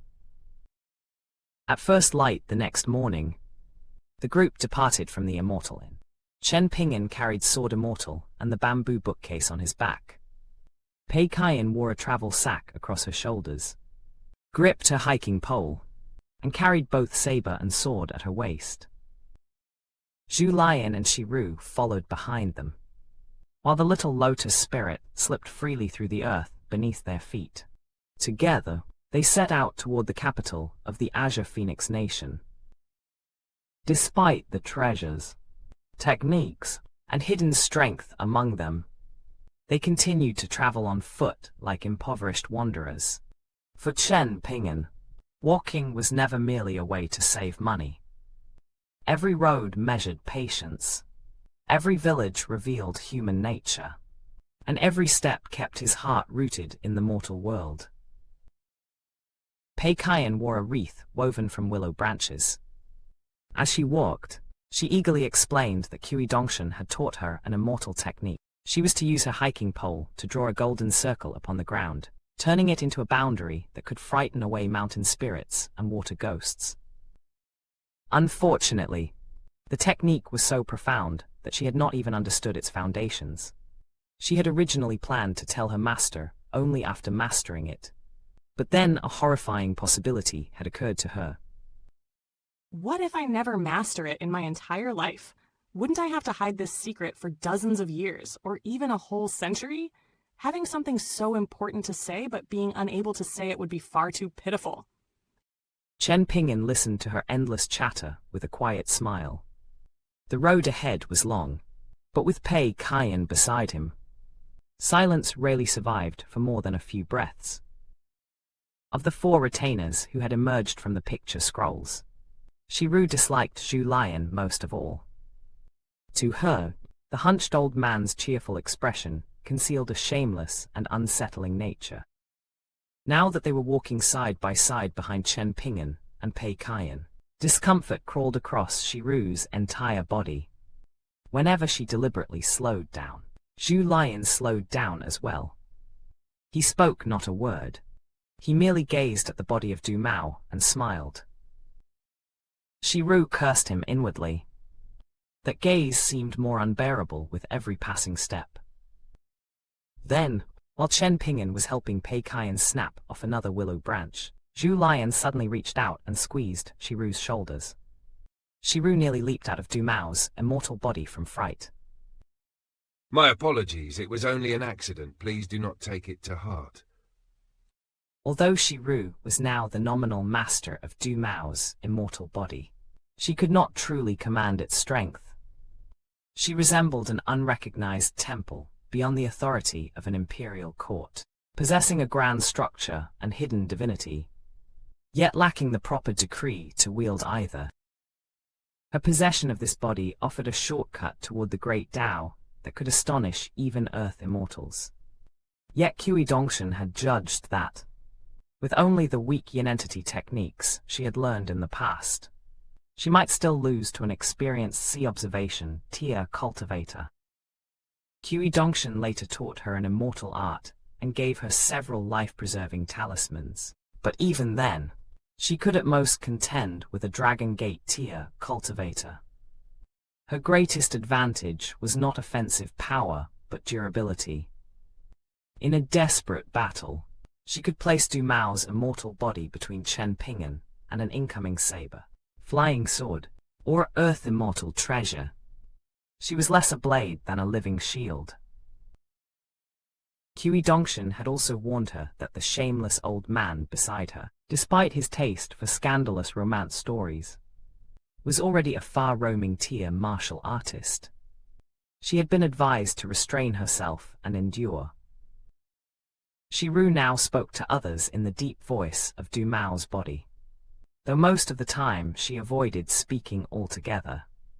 She believed she could endure blades, torment, and even the cruel refinement of her soul. Yet for some inexplicable reason, she possessed no defense against Zhu Lian's meaningful smile. Zhu Lian suddenly shuffled closer. Shiru immediately retreated several steps, as though an enemy technique had entered striking distance. After touching your shoulders, I can tell that this is not a female body concealed by an illusion. This body is genuinely male. Your senses are truly keen. Then may I ask how old you are, young mistress? Shiru's heart jolted. The question struck precisely at the secret, hidden inside the immortal body. What are you talking about? Do you think this is amusing? When I judge a person, I look only at character and heart. Outward beauty is not so important. Shiru nearly lost control of herself. She quickened her steps, determined to catch up with Chen Ping'an and seek shelter beneath her master's authority. This time, Zhu Lian did not follow. He remained behind with a faint smile, his voice drifting after her like a needle carried by the wind. Young mistress, your steps possess a natural grace that cannot be hidden. No matter how deliberately you restrain your gait, I would wager that you were a celebrated beauty while alive. Shiru was truly on the verge of madness. Zhu Lian had not threatened her cultivation or exposed her with force. He had simply found the one weakness that bypassed every defense she possessed and pressed it again and again with perfect precision. Chen Ping'an finally turned around to rescue her. Enough. This is where you stop, Julian. You are not allowed to tease Shiru like this again. I will remember Master's instruction. Pei Kian stared in confusion. A moment earlier, her master had clearly been smiling in amusement. How had his expression become so stern the instant he turned around? Had he also mastered her mystical art of changing faces? Chen Ping'an turned forward and secretly winked at her. Pei Kian blinked back at once, solemnly indicating that she understood. The little girl laughed inwardly. She and her master truly shared a tacit understanding that no outsider could comprehend. Far away, Within the Lotus Flower Blessed Land, another current was quietly gathering beneath the peaceful surface. In the capital of the Southern Garden Nation, perceptive residents noticed a new face living near Champion Scholar Alley. He was a young man whose appearance, bearing, and every effortless movement proclaimed that he did not belong to the mortal dust. His name was Lu Tai. He seldom left his residence, and when he did, he carried either a folding fan or a pot of wine. He wandered leisurely through the same streets, followed the same routes, and never ventured far. Through unknown connections, Lu Tai had purchased several young women from an exclusive pleasure house in the capital. Each had once belonged to the household of an official. He brought them into his secluded residence as personal maidservants, though their celebrated beauty still paled beside that of their master. Lu Tai also asked Mr. Zhang, the teacher of a nearby private school, to provide him with an ordinary-looking female spy of the Southern Garden Nation. She became the messenger between Lu Tai and the imperial court, sparing him from flying repeatedly between his residence and the palace. Such convenience was only part of the reason. An immortal entering and leaving the palace whenever he pleased would make the imperial clan appear powerless. Lu Tai understood that preserving another party's dignity could be as useful as demonstrating one's own strength. At dawn, Lu Tai stepped from his residence and closed his folding fan with a crisp snap. He tapped it lightly against his palm while passing the corner of the alley. A woman soon emerged from a silk shop and approached with care. She was an experienced spy who had once penetrated the heart of another nation. Yet she scarcely dared to look directly at Lu Tai. She feared that too many glances at that handsome face might shake even her loyalty to the nation. Men admired beautiful women, but women were no less vulnerable before breathtaking scenery. Young Master Lu, the Reverence Pagoda has completed its newest list of the Upper 10 elites. It will soon be announced to the imperial courts of all 4 nations, but this time, no detailed ranking has been attached. The government office believes there are too many new names and too few records of battles between them. For now, the Reverence Pagoda cannot determine their exact order. Continue. Aside from Young Master and our esteemed Imperial Preceptor, the list includes Yu Zhenyi, leader of the Lake Mountain faction, Sword Immortal Lu Fang of Bird's Eye View Peak, Dragon General Tang Tieyi, who departed not long ago, Armed Sage Cheng Yuanshan, and the old Chan Master of White River Temple, who has returned to secular life. The remaining 4 are unfamiliar figures. The Reverence Pagoda has provided only brief information about them. Lu Tai nodded without breaking stride. Continue. The first is a young Taoist priest who appeared beside a lake. He has given no name and does nothing except repeat a sentence that no one understands. Many believe him to be deranged. The second is a scholar in azure robes, roughly 30 years old. He drove Zhou Shi from Springtide Palace with a single kick, appears skilled in immortal techniques, and publicly declared that he will fight superior Grandmaster Yu Zhenyi in 3 years. The third is a tall, powerfully built old man who calls himself the ancestor of every Taoist priest in the Southern Garden Nation. His speech and clothing resemble those of the nation's earliest years. He is traveling toward the capital, claiming that he has completed a secret imperial mission and gathered more than a dozen disciples along the way.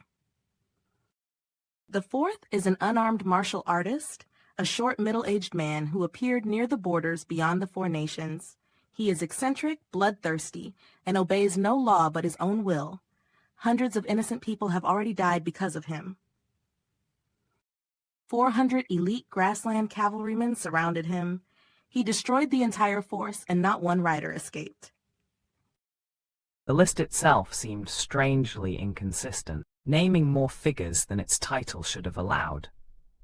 Yet the greater message was unmistakable. The old balance of power had shattered. Unknown experts were emerging from lakes, palaces, forgotten eras, and the wilderness beyond civilization. A ranking built on yesterday's battles could no longer measure tomorrow's threats. After a short pause, the spy continued. Alongside the upper 10 elites, the Reverence Pagoda has also prepared a list of the lower 10 elites. Our prince and Zhou Shi are among those named. Lu Tai rocked his folded fan gently from side to side.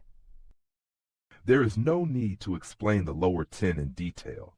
It offers little value. Anyone capable of pushing an expert from the upper 10 would not reveal themselves so early by appearing beneath them. The woman understood immediately and stopped walking. Lu Tai continued alone onto a broad street that had once again become busy with ordinary life. Not long before, a lone figure had stood upon this very road and faced several superior grandmasters. That earth-shaking battle had sent tremors across the entire capital. Now the street had become a sacred destination for martial artists visiting from beyond the city. Cultivators from every faction came to walk the road and imagine the power unleashed there. Yet all knew that Southern Garden spies watched the area closely. So they admired it in silence and departed without causing trouble. Recently, several members of the demonic sect had slipped into the neighborhood to investigate a residence tied closely to their lineage. None escaped Lu Tai's attention. Some were killed on the spot. Others were spared, but only after accepting errands from the handsome young immortal. Those who left alive became bait, ordered to cast wider nets and draw more unsuspecting demonic cultivators toward him. Before long, all three fragmented branches of the demonic sect learned of Lu Tai. They also learned that he intended to revive and reunify their shattered lineage. He gave their experts a deadline. Before it expired, they were to enter the Southern Garden capital, appear before him, and kowtow. Those who refused would receive a personal visit. And Lu Tai promised to raze each of the three factions to the ground. His arrogance was so overwhelming that he openly sent them another message. The demonic sect now stood on the edge of annihilation, and only by uniting against its enemies could it preserve even a fragment of its future. Lu Tai's threat concealed a ruthless strategy. By presenting himself as both destroyer and savior, he forced the three factions into a choice where every path led toward him.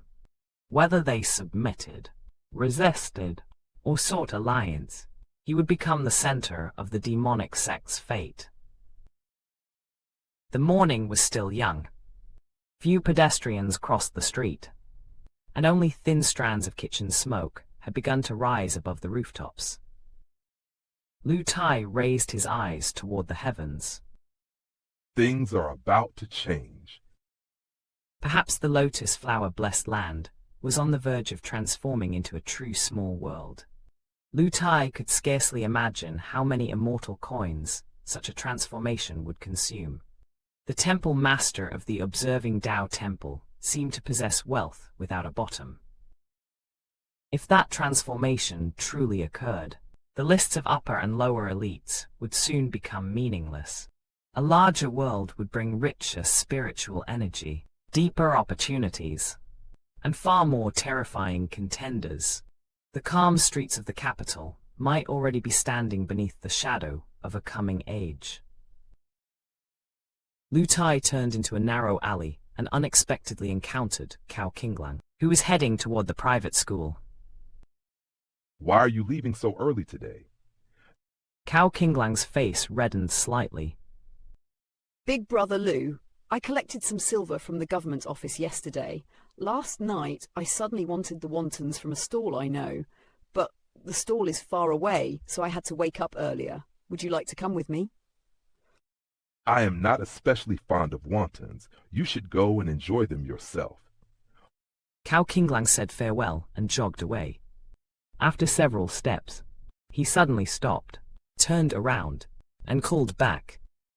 I almost forgot. I bought a pot of wine for you on my way home last night, Big Brother Lu. I left it on the table, so drink it whenever you like. Lu Tai nodded. He did, after all, possess a key to Cao Qinglang's lonely residence. Cao Qinglang turned and ran out of the alley.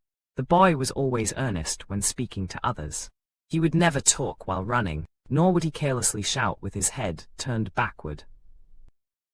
Lu Tai entered the courtyard and found the wine exactly where Cao Qinglang had said it would be. The pot had cost 7 silver coins, a substantial sum for a boy who would deliberate for half a night before allowing himself a single bowl of wontons. He carried a chair to the doorway and sat beneath the morning light. With a flick of his wrist, he summoned a tiny insect that released the fragrance of fine wine. Lu Tai opened the pot and dropped the wine insect inside. He waited as the ordinary drink rapidly deepened in flavor, becoming as rich and mellow as wine sealed in a cellar for several decades. A bright smile appeared on his face as he gently rocked the pot between his hands. The wine insect improved the drink, but it could not increase the value of the gift. That value came from the 7 coins Cao Qinglang had willingly parted with. During their first meeting, Lu Tai had spoken with unusual honesty. My name is Lu Tai, Lu as in land, and Tai as in raise up. I am Chen Ping'an's friend. More accurately, we are close friends who survived life and death dangers together. The moment Cao Qinglang heard Chen Ping'an's name, his eyes shone like lamps suddenly lit in the night. Lu Tai then told him several stories about Chen Ping'an. From that day onward, Cao Qinglang began calling him Big Brother Lu, and Lu Tai received a key to the boy's otherwise empty home. On one occasion, Lu Tai had asked him a question. Do you wish to become someone like Chen Ping'an? Yes. Then do you wish to become even better than Chen Ping'an? No. Is it because you do not dare? Because the path seems too distant and difficult? No, I simply do not want to. Before that exchange, Lu Tai had never entered Cao Qinglang's courtyard, despite possessing the key. Afterward, he began visiting often, sometimes while Cao Qinglang attended school, and sometimes while the boy recited the sagely classics at dawn. Cao Qinglang's answer was simple, but it carried a rare clarity. He admired Chen Ping'an without turning admiration into rivalry. He wished to follow the same road, not steal the place of the person who had shown it to him. At first, Lu Tai brought breakfast from famous old shops. Cao Qinglang usually had to light the stove and cook plain congee for himself, so he accepted the food twice.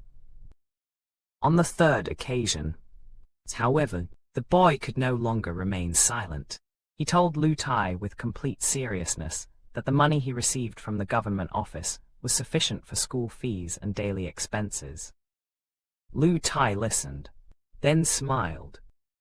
Then you may never taste the delicacies from these honored shops again. Will you not regret refusing them? Cao Qinglang flushed and gave an embarrassed smile.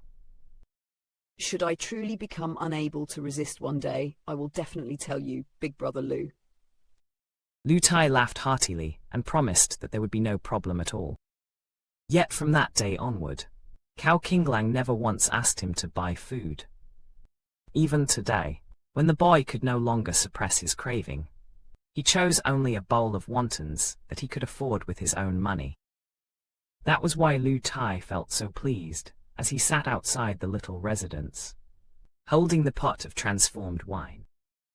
In a small corner of the Lotus Flower Blessed Land, he had unexpectedly encountered another child who resembled the boy from Clay Vase Alley, not in face, background, or destiny, but in the stubborn honesty with which he guarded his own heart. That resemblance did not diminish either child. Instead, it revealed why Chen Ping'an's influence could travel farther than his sword. People remembered not only the dangers he survived, but the principles he refused to abandon while surviving them. Lu Tai found the discovery deeply interesting. For the first time in some while, his journey through the Lotus Flower Blessed Land stirred something beyond curiosity. The world was about to change. The demonic sect was gathering beneath his shadow, and unknown experts were appearing across the land. Yet perhaps the quietest change had occurred within Lu Tai himself. A lonely boy, a 7-coin pot of wine, and the memory of Chen Ping'an had given him a reason to become more serious about the road ahead.